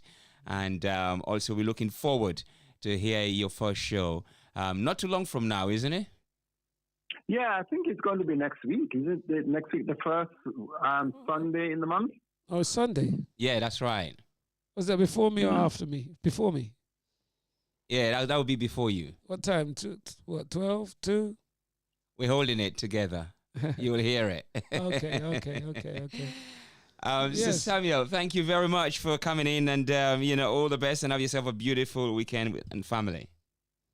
All right, thanks. Same to you, and have a great weekend ahead. A great week ahead. Yes, indeed. Thank you very much. Rise up, Brother Hilton. Rise up, man. Okay, take care. Stay blessed. Bye. Yeah, so that's very, very good, isn't it? That's what it's about, bro. It's about reasoning, because that's what the book says. Wherever 2 or 3 are gathered, God is in the mix. So a relationship coach. I mean, it's so vital. Absolutely, and that's why I'm interested, because I agree with him in so many ways that relationships, family, oh man, it's key. Family is key. Yeah, definitely. And I'm of the generation where this is, to me, this is where the system started to smash up, especially the black family, systematically. We've been through it before, where we were talking about, the young girls in my generation, the teenage girls in my generation, 17, 18, had to get pregnant to get a flat. And so a lot of them went that way. But they weren't ready for children. And even worse, the boys weren't ready. So you create a generation of single parents and children who end up with stepfathers and step this and step that. And to where we reach today, where you have more killings of black youths than ever before. Yeah. Well, I mean, what we're talking about here tonight is, I think, we can link up to all of that, because there's this sense of, insecurity, confusion, and chaos relating to God and the devil. Because what we're talking about here, can you believe in God and not believe in the devil? Because I call them bad partners. This is freestyling. It's a Fiti Fata show where thoughts are expressed. So I'm expressing my thoughts. If you want to call in, you can express your thoughts as well. +44 730 541 7668. Express your thought in the question. Let's hear your view. Can one believe in God and not the devil? I've got a message here from our sister Amma, and let's hear what she has to say in relation to the question. Yeah, if you think of it, Fefferity, most religions have got a dark side. If they're not the dark side, they use the fear of the devil as a purgatory in the Catholic situation, but they use it as a bait to keep people good, to keep them believing in God and following their religion. So how can you not believe in the devil if you're hearing that from the powers that be within your religion, and therefore it gives you something as a guide to fight against, I guess, and not become as well. But each to their own. Well, there you go. I mean, what do you make of that? Well, the ladies say each to their own, you know. I can't fight that down because it, again, you see, there's within all of the biblical situations that there are, if for instance, for me to look at on a Sunday morning songs of praise on the TV, and I'm looking at people who I know, for instance, they're not Israelites. See, this is another whole thing again, you see. Is this thing for everybody or is it for certain people? This is another question. Because there are many who will say to you that, are you Israelite? And if you're not Israelite, it doesn't concern you. That's right. Each one got their way, to preserve. I mean, let's see, we've got also a caller on the line. That's our elder, Papa Noel Morgan. I'm not sure if he's still in Ghana or has returned to the States. Welcome, Papa Noel Morgan, Voice of Force. Can you hear us? Yes. Yeah, I can hear you. Yes, greetings. Are you back in the States or are you still in the motherland, Ghana? I'm in the motherland. Still in the motherland. Straight. Rise up, brother.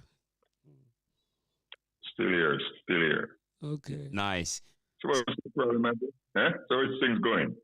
Yeah, man. Yeah, I've been listening to the program. Yes. I've been listening, but it keeps cutting off. It keeps cutting off. Periodically just cut off, you know? Right. Sorry about that. I mean, sometimes, Earwaves. Yeah, that's right. Yeah. But what's your view? What's your view on the question tonight? Believing in God and not the devil, or can we still believe in God and still believing in the devil? Oh yes, you can, because if you really the little understanding I have with religion and scripture, because I'm not really a student of the Bible or so forth, but you have to believe that once there's a God, you have to believe there's a devil, because God Himself is a mix of God. God Himself is a mix of God and the devil, in the sense that if you read Isaiah 45 verse 7, He said, I created darkness. Yep. Connection problem. Yeah, is a network. Isaiah 44 verse 7. Right? So whilst we're trying to get our brother, shall we go to Isaiah 44 verse 7? Let's see what that says. Indeed is a network, but let's see. Isaiah 44 verse 7, right?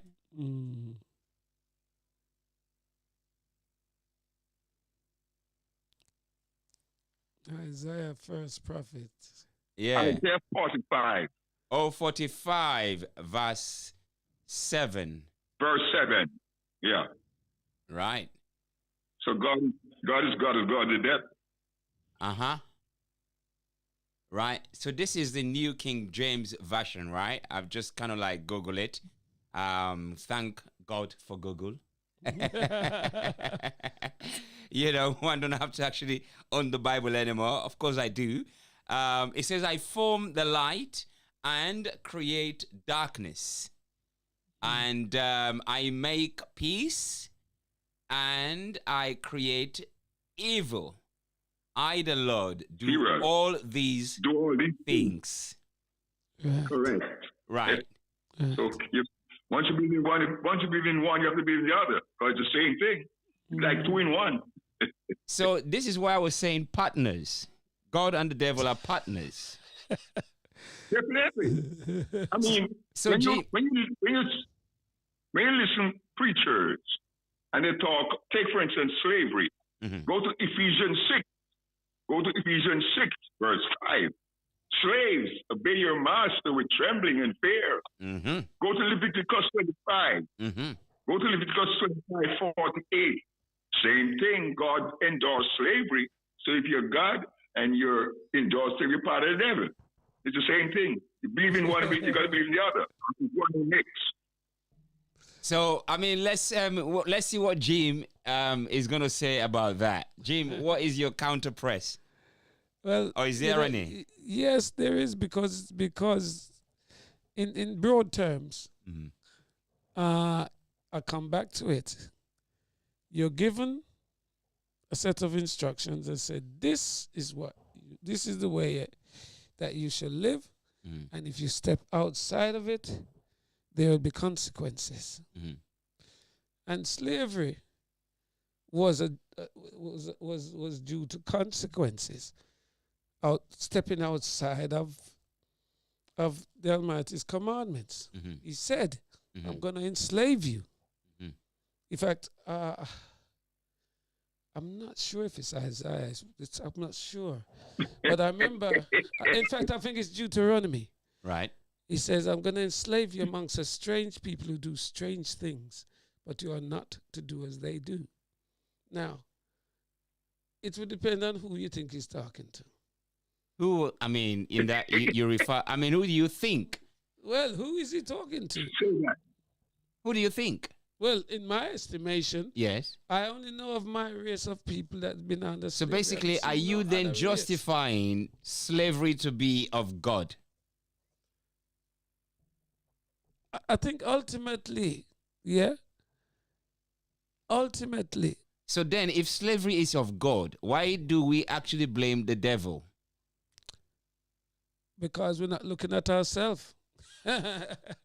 That's why. It's a little bit like how we blame the white man for everything. You know, he's the devil. He's the devil. He done these wicked things to us. He enslaved us. And What did we do? Nothing. Because according to you, Deuteronomy, we don't have to do nothing. He says, yeah, you're going to send them into slavery. Because of their disobedience and so on. That's what ended up with them going put into slavery. Where was disobedient occur? Where were we disobedient? Listen, for instance, okay, hold on. Then you say, wait, from very early on, what did Moses find after he came down from Mount Sinai? Well, forget about Moses. No, he said disobedience. He said we weren't disobedient. It's Adam, isn't it? Or Eve. He started from there, right? Well, that's where the first disobedience started. Okay. Yeah, absolutely. Yeah, go on, Sir Noel. Yeah, go ahead, my brother. No, let's be realistic and be critical thinkers. Yes. God's supposed to create you in his image and likeness. Yeah. He knows you before he puts you in the womb. He knows your beginning. He knows your end. Go ahead. So, if he knows all things, that means these things was already ordained in stone, whatever. So therefore, all these punishment and all these choices are just typical foolishness. Okay. If God's going to tell you in his image and likeness, that means he knows everything about you. Your beginning, your end. So anything you do, you already know that because he created that way. If he is the creator, he tells you he's in control and he's still not doing anything. And yet he's in control. You have these supposed to have these people in slavery, but you still harden Pharaoh's heart against your children. So hold on. Harden Pharaoh's heart to unleash more horrible things. Can I ask you this? Did he not create? What is free will? What is free will? Free will is nonsense. Free will is nonsense. Okay. Total nonsense. Okay, so if you create, it is because he says he knows your beginning and end. I create you where I want you So what are you going to give you free will for? Why are you going to create evil when you want good? What the sense of wanting something? Well, if you're going to build a house. Okay. If you're going to build a house, that is going to, when you go into the house, it's going to affect you. You got to move out or burn it down. So if you create evil and you want good, then destroy evil for what evil is doing. So I would only ask you this then: why give us instructions, or is that also foolishness? But it's got to be hypocritical. If you say you know me, you build me the way I want you, it's got to be hypocritical for instructions. If you make me the way you want me, in my image and likeness, I know your beginning and I know your end. It's hypocritical for instructions. I look at it like this because it's the cycle. We who have look children. Look at it correctly. Don't interpret it. Look at it correctly. Don't interpret it. The cycle is we are man and woman. We have children, and we instruct them. Do we not? That's two different things. You talk about the man who created you. Who says, listen, it's like creating robots. It's like creating a robot. You give it all these gadgets and you have all these things to control it. Yes. Without you controlling it, it never moves. Because you created it. Same thing then if God said, I created my image and likeness. I know your beginning, I know everything you're going to do before you even do it. Right. So if he knows it, there's supposed to be no instructions. That's all I'm saying. Okay. You instruct when there's an opposite. That's when you instruct when there's an opposite. But according to there's no opposite. I'm creating in the way I want to. Yeah, I mean, the only thing that I'm struggling with is having created us and says this, having created us and given us a set of instructions. You said that. Why are you going to instruct you when you know? Why are you going to instruct a person you make them the way you want them? What the instruction is? He said, listen, he said, even before you put you in the womb, you know what you're going to be. So what the instruction is about. So what are you going to tell me? Listen, if God, let's say God and have somebody else next door that created another road, somebody else created another road, and you say your children, that road belongs to Jack. I don't want you to go there. I want you to take my road. Then when your child takes Jack's road, then that's when the punishment comes. But don't tell me you give me two roads. You the one man who made two roads and tell me not to cross and you flag. We made two roads for you only want one. You only want one, your road, you don't want my next road. But if you have an opportunity, then you flag your child because you take the road you didn't want to go, somebody else's road. It's as simple as that. It's common sense. I think I can see your point of view, except that everything, even because perhaps one of the biggest mistakes I think people make is God singular. And when you look at the beginning, it says, let us. So you see this us? When we look at the natural creation, is man and woman.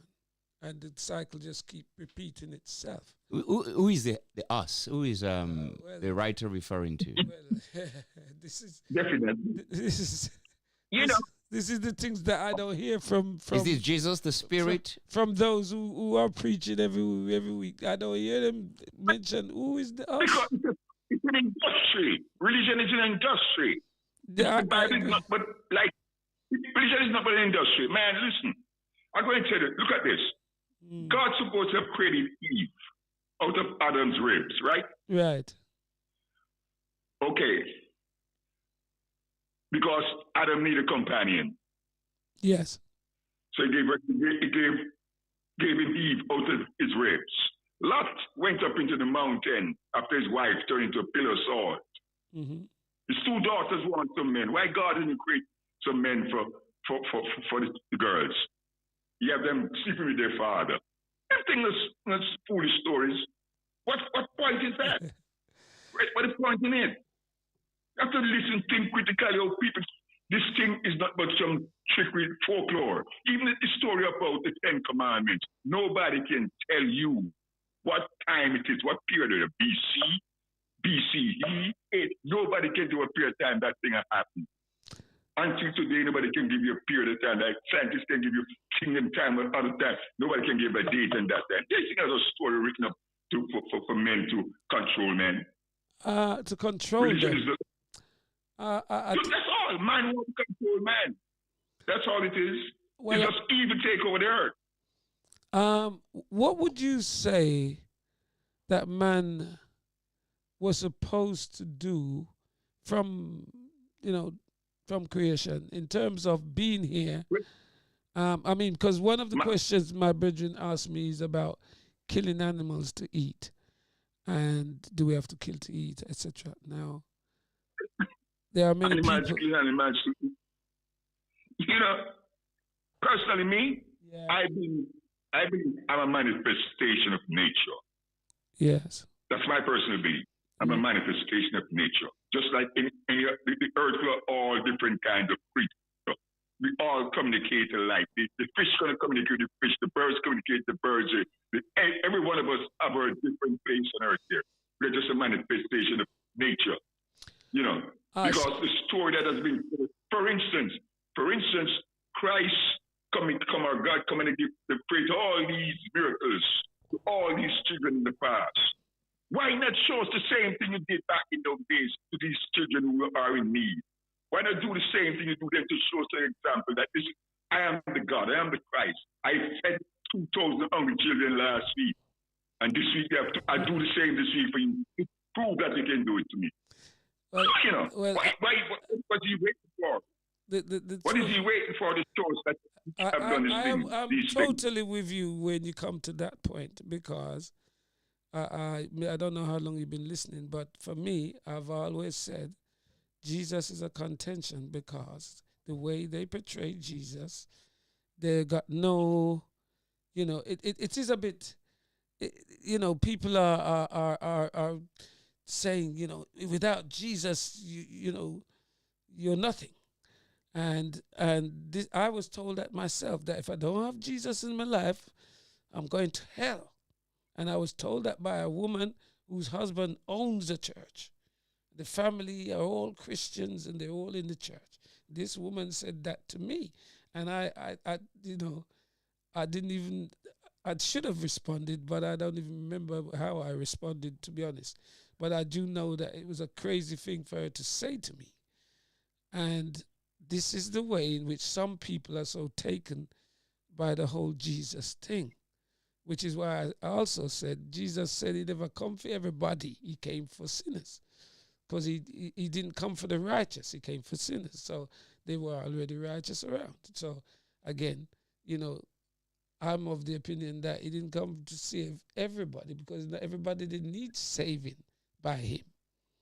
So that's my thing. But, the whole thing is there have to be something that govern man on the earth. Otherwise, there would be anarchy. So, but there's anarchy still on earth. But as I said, we're creatures of this great manifestation, this nature. That's all we are.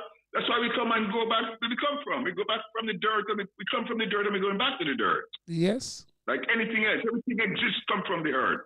Everything that exists today comes from, and it's all going back there. It's just like something revolving. We come in different stages and different times. The only thing I would say about that, is word, sound, and power. So now, you speak, yeah? You move, you speak, yeah? And the flesh is the one that we all know goes back to the earth. Now, for those of us who see the spiritual side of it, where we see a different thing when it comes to the spirit, because the spirit moves, but you can't see it, you can't touch it. See, so then now you would have to probably know what it is inside of you that allows you to speak, allows you to move, that when the time comes, you can neither speak nor move. But yet still that thing that was allowing you to move and speak, where is it gone? It's a cycle, isn't it? That's all it is. It's just like when we wake up in a day, we're full of energy.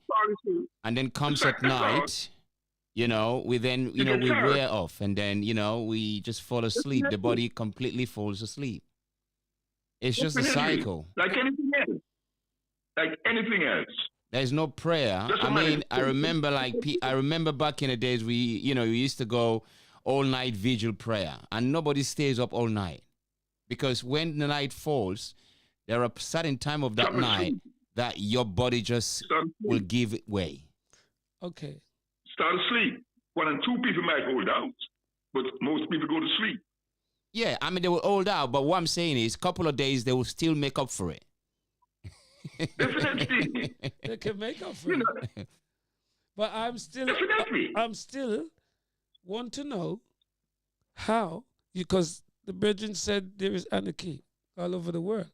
But let's look at anarchy in the sense of community. And if we didn't have a set of morals that govern us, so that we can say, this person shouldn't come in my house and take my radio and go on with it, or this person shouldn't be coming in my house to look my wife when he knows that I'm married, or you gotta have a set of morals to govern us. Otherwise, we just do what we want, and I don't see how that could work. But so all right then. So that be the case. Yeah. God created everything, and He have all His power. Why doesn't He transform it then? He create just like how He said He have His only begotten Son, Jesus, that He loves so well. He let them crucify Him at the cross, but he still leave the devil behind. You see, it's the devil is the problem. Why not get the devil instead of Christ? Why not get rid of the devil instead of Christ if the devil is the problem? So it's the same thing. If you have the power, you create this great land, and you want all this righteousness in it, then destroy the evil people that has been created. You have the power, you're in control. That's all it is. But there are people. You make something offending you, and if you make it, you're supposed to destroy it if it's offending you. So what is sense of going and tell people I'm coming, I'm on the way, pray, but you is in control and have the power to destroy it. Even the story, as I said, the story in Egypt with the slaves.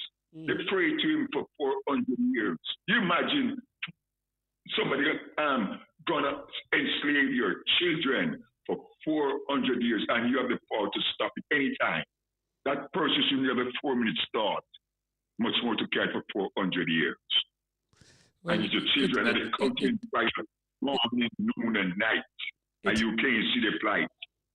Yes, because it is said, God is no respecter of man. That but means He should. He made us. But hold on. Look at us. He made us to destroy. He made us to destroy us. He made us to destroy us. Then he told Abraham from time, look on the sand, on the seashore, because your people going to be more than the sand on the seashore, and that's what we like. We're like ants. Pardon me. So therefore, He didn't have the power that we all say has then, because if He creates us the way He wants us, and He let something else control, He didn't have that power then. Well, because He's the creator. I would look at the behavior like this, put it into reality, and look at parenting, like my brother Hilton was saying about parenting. If you bring up the children a certain way, put certain morals in them that you hold to be righteous morals, and they don't take those morals, they ignore them, go their own way, and they end up facing adversity because they've ignored those morals. What would your response be? Would you would you say, well, you didn't listen to me, so you deserve that, or what? What would your response be? I'll tell you what my response is. You're talking about immortal and mortal. You know me. Not The mortal. man I said got the moral. power. Not yeah. No, me as a man. Okay. I'm not as powerful as God. So I have my little children in my house. Yes, I can go wrong. But God shouldn't go wrong. Well, as simple as that. right, and you think So he can change it. He created it, he can change it. Once he created it. I can't change it. He has the power to change it. I can't change mine. So if you created it and it's bothering you, you change it. why can't you change yours? Coming to us and beg us to Hold on, why can't you change yours? Me? Yeah. Because of the power God has. Well, I don't understand. You see, I'm a man. I'm weak. God ain't weak. I'm weak. Put it as I'm weak as a man. A mortal flesh, I'm weak. Right. But God ain't.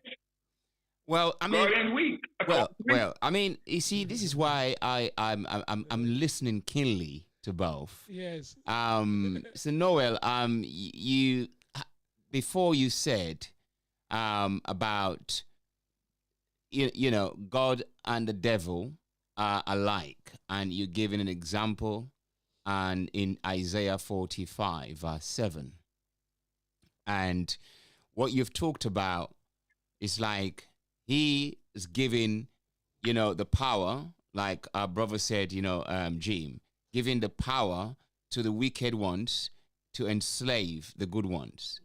And now it's like the question that Jim asked you about morals, because moral is a point of view and is based upon our environment that we're living in. Mm-hmm. Right? And yeah, you're saying God has the power to change the view, but not you. Then it's like No, I didn't. I didn't say not me. What I'm saying, if he created all these things, mm-hmm. then he can change it. I can't create, so I can't change. I'm living an immoral life. Where it comes from, I don't know. But God made this earth. When he said immoral life, based upon what view are you using? What example? The behavior of man in a whole. The behavior of human being in a whole. Yeah, but whose standards? Huh? Whose standards? The behaviors. Whose standards? These behaviors. You can't compare weak flesh, which is a man, to the God who's supposed to have created all things. What are you going to do that? No. Let's deal with the behaviors. The word you use is that the behavior of man, where behavior come from? Yes, I want to know the standards. If there is a behavior that is not righteous, as I'm picking up what you're alluding to, is that man and his behavior is contrary to God. No, but I said it. God created first. He's the one who said he created evil. So if he's the one can change it. That's what he said. He said, I create evil. So you're getting the evil from what he created. That's all I'm saying. It comes from the evil he created. If he didn't create evil, there'd be no evil. Well, he certainly, as we would understand that he created the devil, who we cast out of heaven. Definitely. Yeah. Why not kill him? Why not the part to get heaven because you killed him? This is what I came to when I asked myself the same question. Why didn't God just kill the devil and get rid of him so that he don't influence man in the wrong way? Definitely. And you know what? Definitely. What was the answer? Do you know what I came to? Is the fact that if you create something and you want to see that loyalty, you got to give them an alternative to see which way they're going to go. And then you will know whether they're loyal or not. Simple as that. So if I give you instruction and if you think that man over there is better than me, go his way. And then you will find out which way is better. It's not the same, though. It's not the same when we go back to the first disobedience, right? Yes. In the garden. This is why I ask, how many times did Adam and Eve disobeyed? And you said it once. And the Bible records it's only one time. That's one. And what God did was throw every might at them and curse them. And not the same for the serpent. He did. He put enmity between between the serpent seed and Eve's seed. And you see, for those people, there are lots of Christians out there. No, what I'm saying is, they was in the garden. Can I just finish that point? Yeah, they was in the garden, and the serpent still lives there, right? They were in the garden. Yeah. And not just Eve, he threw them out. Yeah. But it also caused even to the generation, if you believe, up till now. Well, I was going to say to you, he said, I'm going to put enmity between your seed and the serpent's seed. And the next thing that happened was that Cain was born. And then Cain slew Abel. Right, but the serpent, is the serpent the devil though? Or was he a representation? Because we're talking about here, he created evil. Well, it is. So, the question is, why didn't he destroy evil? Well, definitely. Why didn't God destroy evil? Yeah, but he destroyed his own children that he created. No, he didn't. Well, right. But he don't destroy evil. Yeah, he did. He didn't destroy. You're going on to Cain and Abel, how they destroy each other, and from then on and all of that. Cain. Yeah. Cain slew Abel. Exactly. And then we're still doing it. You talk about earlier on the knife crime, about young people killing, stabbing each other. Yeah, but then you got to match up what was the reason, etc., etc. And where did Cain come from? What do you mean, where did Cain come from? Because it is said in the Bible that Adam knew his wife and she bare Cain. You see what I'm saying? There's a confusion there because... Well, there is a confusion. But the question is... Cain is the first murderer, right? In the Bible. Cain is the first murderer in the Bible. In the Bible? Yeah. Right, but he's not the first abuser. Oh, well, you wouldn't call murder abuse. What you call it? Well, to kill is, you can say, it's part of abusing as well. Abusing life. But what I'm saying, the question here is that God never destroyed, the devil. No. He left the devil to roam. Because even when it comes to Job as well. Even when it comes to Job. Don't you understand it? He wanted to prove himself against God. And say he can. So are they one of the same? Are they one of the same then? Hold on, let me hear what the brother said. Sorry, bro. Say again. He's proven he's making another mistake. Because if he said he knows you before he creates you, he knows what you're going to be. He knows what you're going to do. Yeah. So he make mistakes then. No. Some mistakes have been made. His creation is not perfect. The creation... And God was also an angry man as well. He was very, very angry. Yes, of course he was angry. Yeah. And, he took his anger onto the poor innocent. You can say that because it's only, it's only one. It's not like two chances. How many chances we've been given sometimes? But here is only one chance. So you can say the devil will give his children, I'm sure they are devil children, his children many, many, many chances. Yes, since then he has. So how then God gave his own children one chance? Since then he has. But that act, which he told him not to take part in, right, he took part. But it's one of his own creation as well. It's not like one the devil created. It's one that God created. You mean the devil himself? No, God created the fruit that he told Adam and Eve not to touch.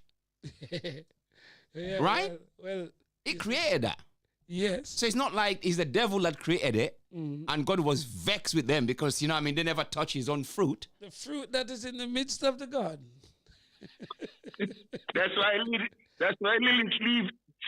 Lilith leave Adam, because God was interfering with Adam. So Lilith, the first wife, leave Adam, and then God have to create Eve for Adam. You ever hear about Lilith, Adam's first wife? No. That's the first time I'm hearing of it. Do some research on that. Some research on Lilith, Adam's first wife. Right. Never heard of her. Well, I think that was the first woman. I know Lilith, but not that one that was married to Adam. Well, I'm not sure if it was Adam's first wife, but according to the Catholics, wherever I live, but he was the first mother. It was the first mother. Because like you said, yes. When Cain went to look for a wife, like you said, so there were other people living before Adam and Eve. But the point here is about why did God not give them second chance? They got second chance, but No, they didn't. Not Adam and Eve.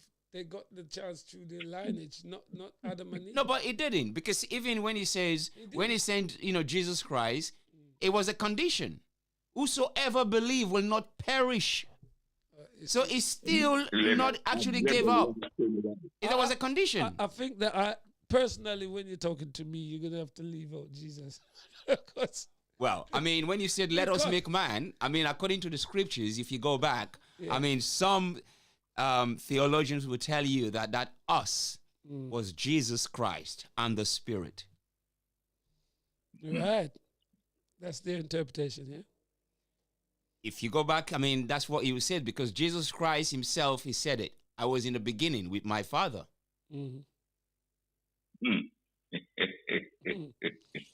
Yeah, man. I think the Virgin. Go ahead. As you said, it's confusing. It is confusing. Of course it is. It's not straightforward. Very confusing. And you have to think critically.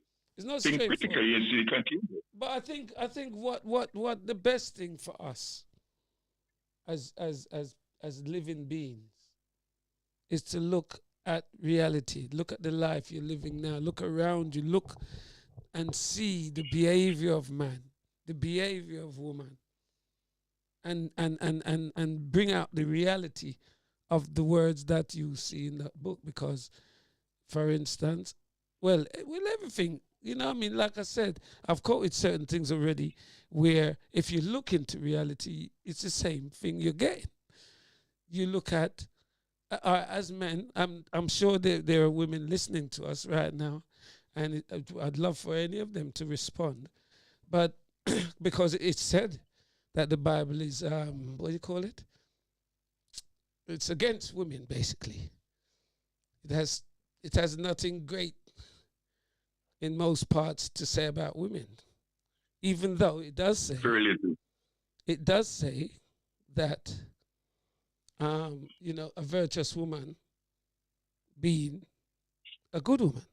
It does mention that if you can find a virtuous woman, her price is far more than rubies. So then you look into reality, and do you concede to that? In your lifetime, would you say the women you've met have all been, virtuous women or righteous women or, good women? Or have you seen where they can be contentious or they're deceitful or they're just not the type of woman that can help to build a family? Because that is, as my brother Hilton said, the foundation, family. And today, when you look, there's so much contention within families. And a lot of the time, unfortunately, I would say, that the woman is involved in that contention. So then, I mean, should we then remove the Bible from our midst in order to find... you don't have to remove it. Because I mean, if we're going according to the Bible, then it will be very difficult to find that virtuous woman. And by not having that virtuous woman or somebody closer we thought could be the virtuous woman and then disappointed us, what happened is we go back to the godlike personality. Listen, Freestyle. Yes, sir. You hit the nail on the head. The Bible. Now, let's face reality. The Bible is a book made to control us. And I'm going to show you something. Back in the days when they were enslaving African people, if an African tried to learn to read and write, he might lose his life. That's right. Or he might lose a limb. Mm-hmm. The mother they take over the children and send them to the next plantation. She never see a child again because she was learning to read and write. Mm-hmm. Yet, on Sundays, they will take them to a little shack, segregate themselves, but teach them to read the Bible. This is a good book. Teach them to read this good book. And they've never been good at no point. The Bible is a suspect. Mm-hmm. The Bible is a big suspect. And if you notice our preacher preach, he said, the Bible says. The Bible says. But the reason why they keep saying the Bible says, that emphasis is because they want you to believe that everything the Bible says is real and it's true. Well, I would even go. I would even endorse that too. You see some things about God that would make you run. The Bible couldn't direct you to God because some of the things in there tell you God is part and part of it. It's made to control certain people, and it's us. We're the only one who hold on to this Bible. Listen, in 1796, Gascoigne, who used to represent Liverpool, went into Parliament when they have been to the abolishment of slavery in Parliament for 10 years. They've been at the table. Gascoigne from Liverpool, between 1796, he said in Parliament that God endorsed slavery. Look into Leviticus 25. Yeah. And when you read 25, 48, 40, I tell you God endorsed slavery, and you can bequeath them to your children and your grandchildren. That you was using the Bible, the verse of the Bible. I mean, you see, another thing as well, you know, when we talk about these preachers of the word of God, right? You know, when you've been into the court system and you have a lawyer to represent you, and they argue, let's say a case of murder, the tone in which sometimes the defense or the prosecution are using is very soft. You know, very, very soft, detailed. But when you listen to preacher men preach, it's like one of very commanding, you know, one like, you know, is so boisterous, is so like, it's so on your throat, like say you have to, and this is a man preaching to you about word of God, and they're shouting, you know, they're so boisterous. It's like a bad man trying to tell you to do something bad. You know, because when a bad man is talking to you, sometimes he doesn't, you know what I mean? You know, except that sort of like nice bad man, you know. But when you read some gangsters, it's like they really talk with this kind of tone to make you understand that, yeah, if you don't do this thing, this is what's going to happen to you. And when you go into the court system, yeah, and you see even a lawyer defending, or, you know, a magistrate defending, or, you know, barristers that defending those who have like killed or murdered, their tone is very, very soft. So I kind of really said to myself, are these people really people of God? Because if you're a man of God, but again, like I said, if we're using the Bible for a moral compass, then we will never find that family or that relationship or that woman that you talk about being righteousness, because then if we don't get it, we'll return back to that godlike. And that godlike is one that shout at them when they do wrong and cast them out and so angry with them. So within yourself, are you saying that you're not capable of recognizing a virtuous woman? What I'm saying is there are good and there are bad in everyone. And what brings each one out, behavior out, is circumstances. And what we're failing to realize is the circumstances in which we are in that allows us to be either enacting the good side of us or the bad side. You see, what they want you to do when they preach like that, they want you to fear God. You're not supposed to fear God. God's supposed to be loved. And he says the fear of God is the beginning of wisdom. I mean, how can you have a fear of God and then you be wise? This is sometimes very confusing as well. The fear of God is clean. Take the Bible. The reason why I say the Bible is a suspect. Look, the church, especially the Church of England between 1806 and 1807, tell the government that if you abolish slavery, you have to pay me reparation. The Church of England gets paid. The Church of England gets paid, and the last payment was in 2015. So they got paid reparation. That's correct. For freed slaves using the Bible. Mm-hmm. I don't know about using the Bible, but I know they got paid. But what? That's what they were using the churches. The Bible. But you see, there's another contentious thing here. As I said earlier, I'm a person who, if I don't really watch much things on television. I mainly watch sport.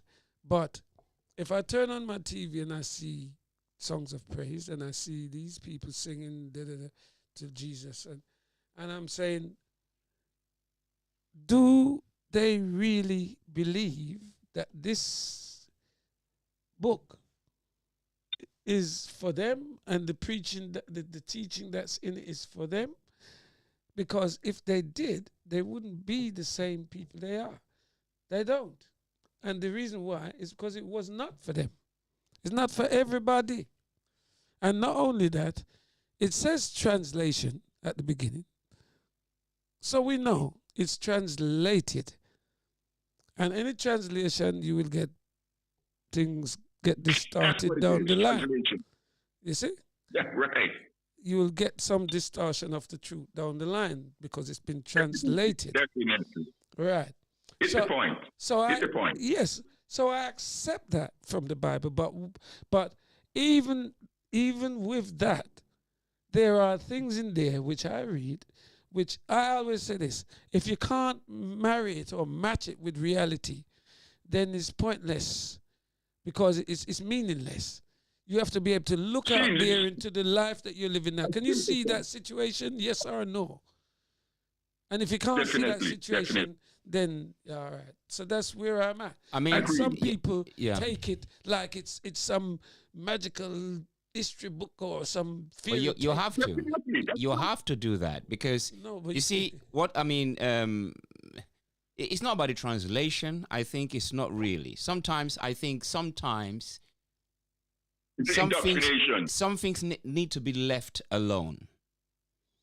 You know, because for example, if you look at Job, right? Mm-hmm. Job, the word Satan is used more frequently in Job than any other, book in the Bible. Mm-hmm. And this is another thing that baffles me, because if you go to Job 2 verse 2, chapter 2 verse 2, it's a very silly question, because when you read Isaiah 45 and it says, I created good and evil, and then, we know about the Satan, and then it's like the Lord, said unto Satan, where do you come from? When he was talking to Job, he said, where ends from whence thou camest thou? This is the Old Testament. And Satan answered the Lord, I said, from going to and fro in the earth, and from walking up and down in it. Now, for me, right, how can God ask Satan, where you coming from? Right? Yes. Right? And they're having a conversation. They're having a friendly conversation, because the only sufferer there was Job. Right? And they stood over this man, poor guy, right? Right? And having a friendly conversation. Yes. It's like, where you coming from? But I will tell you over and over. Yeah. Go ahead, bro. You got priority. You're far. Yeah. It's it's trying to reconnect. It's trying to reconnect. Okay. Yeah. But this is what I'm saying. There are partners. They're real partners. Because if there wasn't a partner, how can you then ask Satan, where is Satan coming from? And then he says, man, I'm coming from, back and forth. I'm like everywhere on the earth. I'm going back and forth. You know what I mean? I'm just walking up and down this place. Like, you don't know. You know what I'm saying? Well, that is why I said to you that apart from translation, one has to, when they read the Bible, don't just take it literal and not look into and question what you're reading and whether it makes sense to you.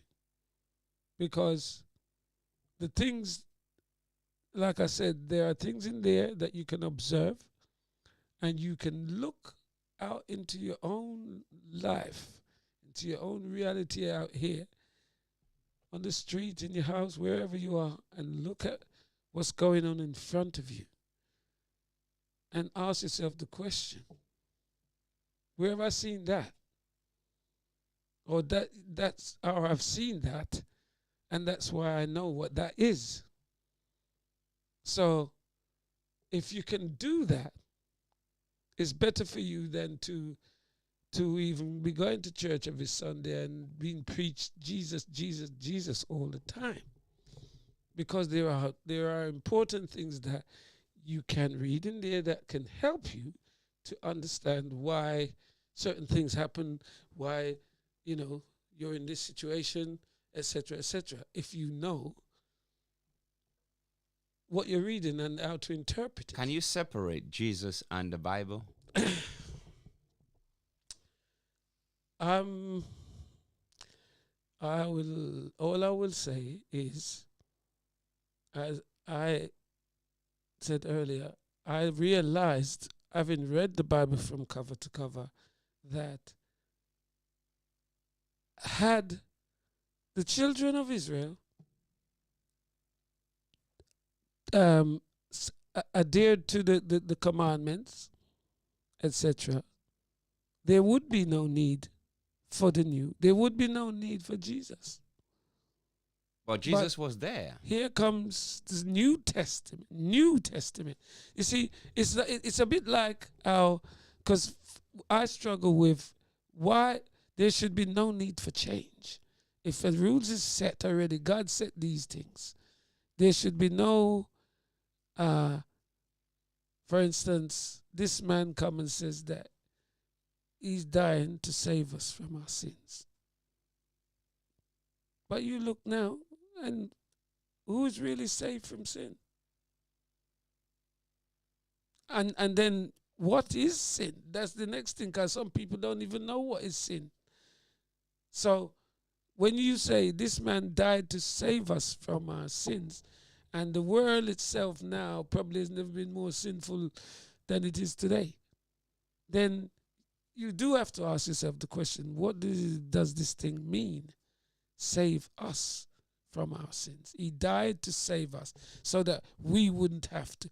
I mean, that part of it I've never understood or took to in any way, because what I'm seeing in reality is man is as sinful as ever. And so therefore, it's a case of, do you live like this or do you live like that? And choose. My man says it's like you shouldn't have that free will to choose because God already created you. But to me, He give you that free will. And it is like anything. It's just like being a father or a mother, and you bring up a child, and you say, when he said free will, yes, right? Do we need the commandment? Is it a commandment before the free will, or is it after? The free will is after, because you've given a is set after of the commandment. You've been given a set of instructions. Right. You either take the instruction or you leave it. Yeah? You don't have to take it. But what's the consequences? So, but what's the point of the instruction? The point of the instruction is just like, don't touch that fire. That's the point of it. You will get burned.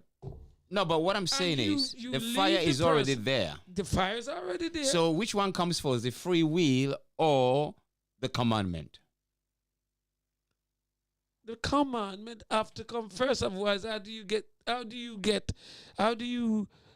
then saved? If it's a commandment, because a command is something that you have to do. If you do, is a command. Yes. Right? And if you don't, it will not function. There are consequences. Right. So which one, I'm saying, is it a free will before the commandment? It cannot be free will before the commandment. It have to be after the commandment, because after the commandment, after I tell you that this is the way that you should go, and if you step out of this way, you will meet problems, then it's your will to either follow my instruction or go your own way. Let's go back to the garden, right? Yeah. In the garden, was there any free will? Of course. So there was no need for the commandment. It was an instruction. It was a commandment. Do not touch that. It's an instruction. The tree that is in the midst of the garden, thou shalt It's an not eat of instruction. it. It's not a free will because they were given the will to roam and be in charge of everything. Everything. The only one instruction you get. Right. That's the one. So you're saying after the garden, that's where the will was taken. That's how the book run. You know what I mean? Yeah, after the commandment. I mean, after the garden, after the disobedience. Yes. That's where the will was taken. The will. Yeah. The free will. Because they had the free will to roam and be and do anything they like. They had the free will to even disobey. So they disobeyed. No. Yes, No. that's what they did. No. So what did they do then? No. Tell me, I don't get it. We didn't know. It was an instruction we didn't know. They never told us. The writer never told us about what they were doing to other animals and plants. They never told us. Because then, if they were so good, maybe the serpent will never maybe instruct them or give them that sort of knowledge if they were so good to that serpent. I don't know.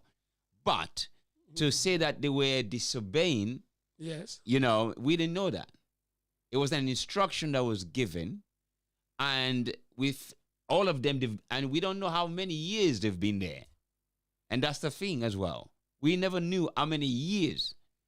It's like God they decided exactly before this devil came along and says, "Hey, you've been around a while now, and I notice you don't touch the fruit that's in the middle of the tree." Yeah. So we don't know the length of time. But I'm going to tell you that if you see when you touch that tree, there, it's the sweetest thing you'll ever eat. And so take a mouthful, man, and try it out. And even that is another one. It's some sort of symbolic thing where you're saying that the woman took the bait first. And then she encouraged the man to come and take some of this thing. Yeah? All instigated by the devil. Well, the serpent. Well, who is interpreted as the devil. So what I'm saying is, that's how it's put forward to us. And again, you see, in later life, I've seen, and I've learned now. I'm in the category of elder, if you like. When you look in the church, what do you see? More females than male. Why is that? Nearly every time. Why is that? Well, that's a big question, which maybe the women should answer. Why it is that after a while, Jesus takes over the women more than the man. When you go in the church, you see more of the woman than man. So why? You're right to ask the question. Why? Are there more women than men? The answer will be yes. Well, again, this is another one of the points. Nature has it that there are more women than men.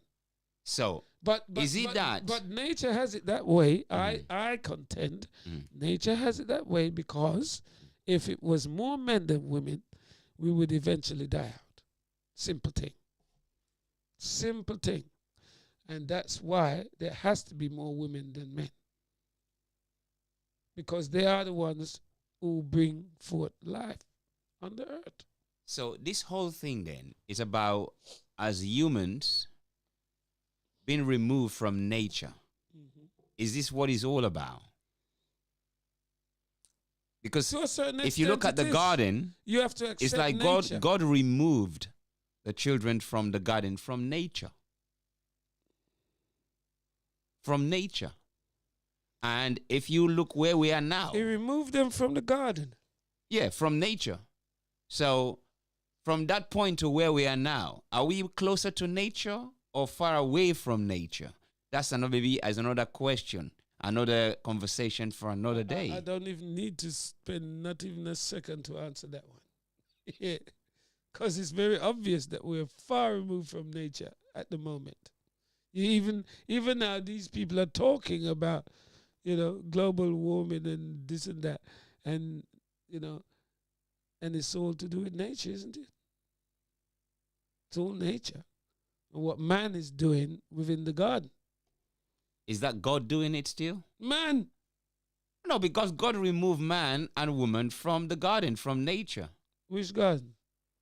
What other garden do you know apart from the one that grows mangoes and coconut and bush and everything that you see? Yeah. And most of us, I mean, when we're ill, we don't go to the bush. Because you're far away, removed from We it. go to the light. You're removed from it, from nature. We go under the knife. You've been We go under the microscope. You've been encouraged by the pharmaceuticals and the and the medical fraternity to come to us. We've got the remedy for you. Are they part of those that remove Adam and Eve from the garden, from nature? There could be family. Because as it was yesterday, I would the say Bible says, as it was yesterday. They are family. Because, I mean, even this recent so-called pandemic is a test for everybody. You got somebody that says, you got to take this thing. You have to take it. And if you don't take it, you're selfish. You don't care about other people because you should be taking it to make sure that your family is safe and your friends are safe and everybody's safe. And then you get to find out after your family take it, your friends take it, you haven't taken it. But nothing's wrong with you. And then you have to wonder, so what was this all about? Have you been duped? Put it that way. Have all those who've taken it been duped? Well, I mean, that's a question for another day. We've nearly come to the end of the show. I want to send a shout there to Sylvia Taylor, one of our very own, diva. Of Sylvia. Yeah, that's right. And to Alex, shout there to Kilimanjaro. So many questions there. He said, what do you think of the written constitution? That's Kilimanjaro. What about the ancient commandment of Mohat? I wish we could all live by that, because I think that would be more closer. Being much older than the 2,000-year-old Bible. I would embrace the order of my much. I wish that it was circulated more amongst the community. Yeah, and also to D. Amar in the Gambia for that message there. Thank you very much. And also to man like Alfonso. Many shout there to you, Prince Commander. Many shout there to you. Wendell Richardson. Many shout there to you. We haven't Ida, Sister Ida, Salamu Alaikum, shout there to you, and also to Rob Willie in the state.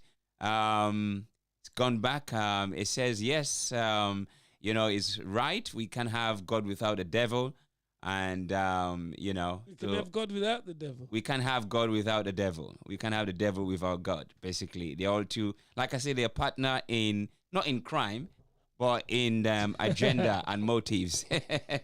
But anyway, so Jimmy Rikai, yes, I want to say many, many thanks to you. I think we have to do this again, right? Thanks. We have to, definitely, 100%. Yeah. Well, this is what I've been telling you, the man them need to reason, because, these issues need to speak about so that we get a perspective somewhere along the line. Yes. I'm one of my biggest contentions is that as a people, we are all over the place with different opinions. And so because of these different opinions, we're unable to unite and live in harmony. Yes. And until we can get to a stage where there is a common consensus, we will remain divided. So it is good it is always good to reason, because I'm open to instruction at any time, or enlightenment at any time, that a brother can enlighten me or a sister can enlighten me, give thanks. Yeah. Because it's each one teach one. Absolutely. We've all got our thing, and some will agree, some will disagree. But there has to come a time where we all are of a common consensus so that we can move forward. Okay, well, let's leave it as that, and then we're moving forward. Thank you very much. We have this again anyway. I started the show by playing one from Baba Lola. That is Aladura Songs book. I'll leave you with that just a tiny bit. Until then, take care, and thank you very much for your participation. Make sure when you listen to YouTube, make sure you like and subscribe and share as well. Thank you.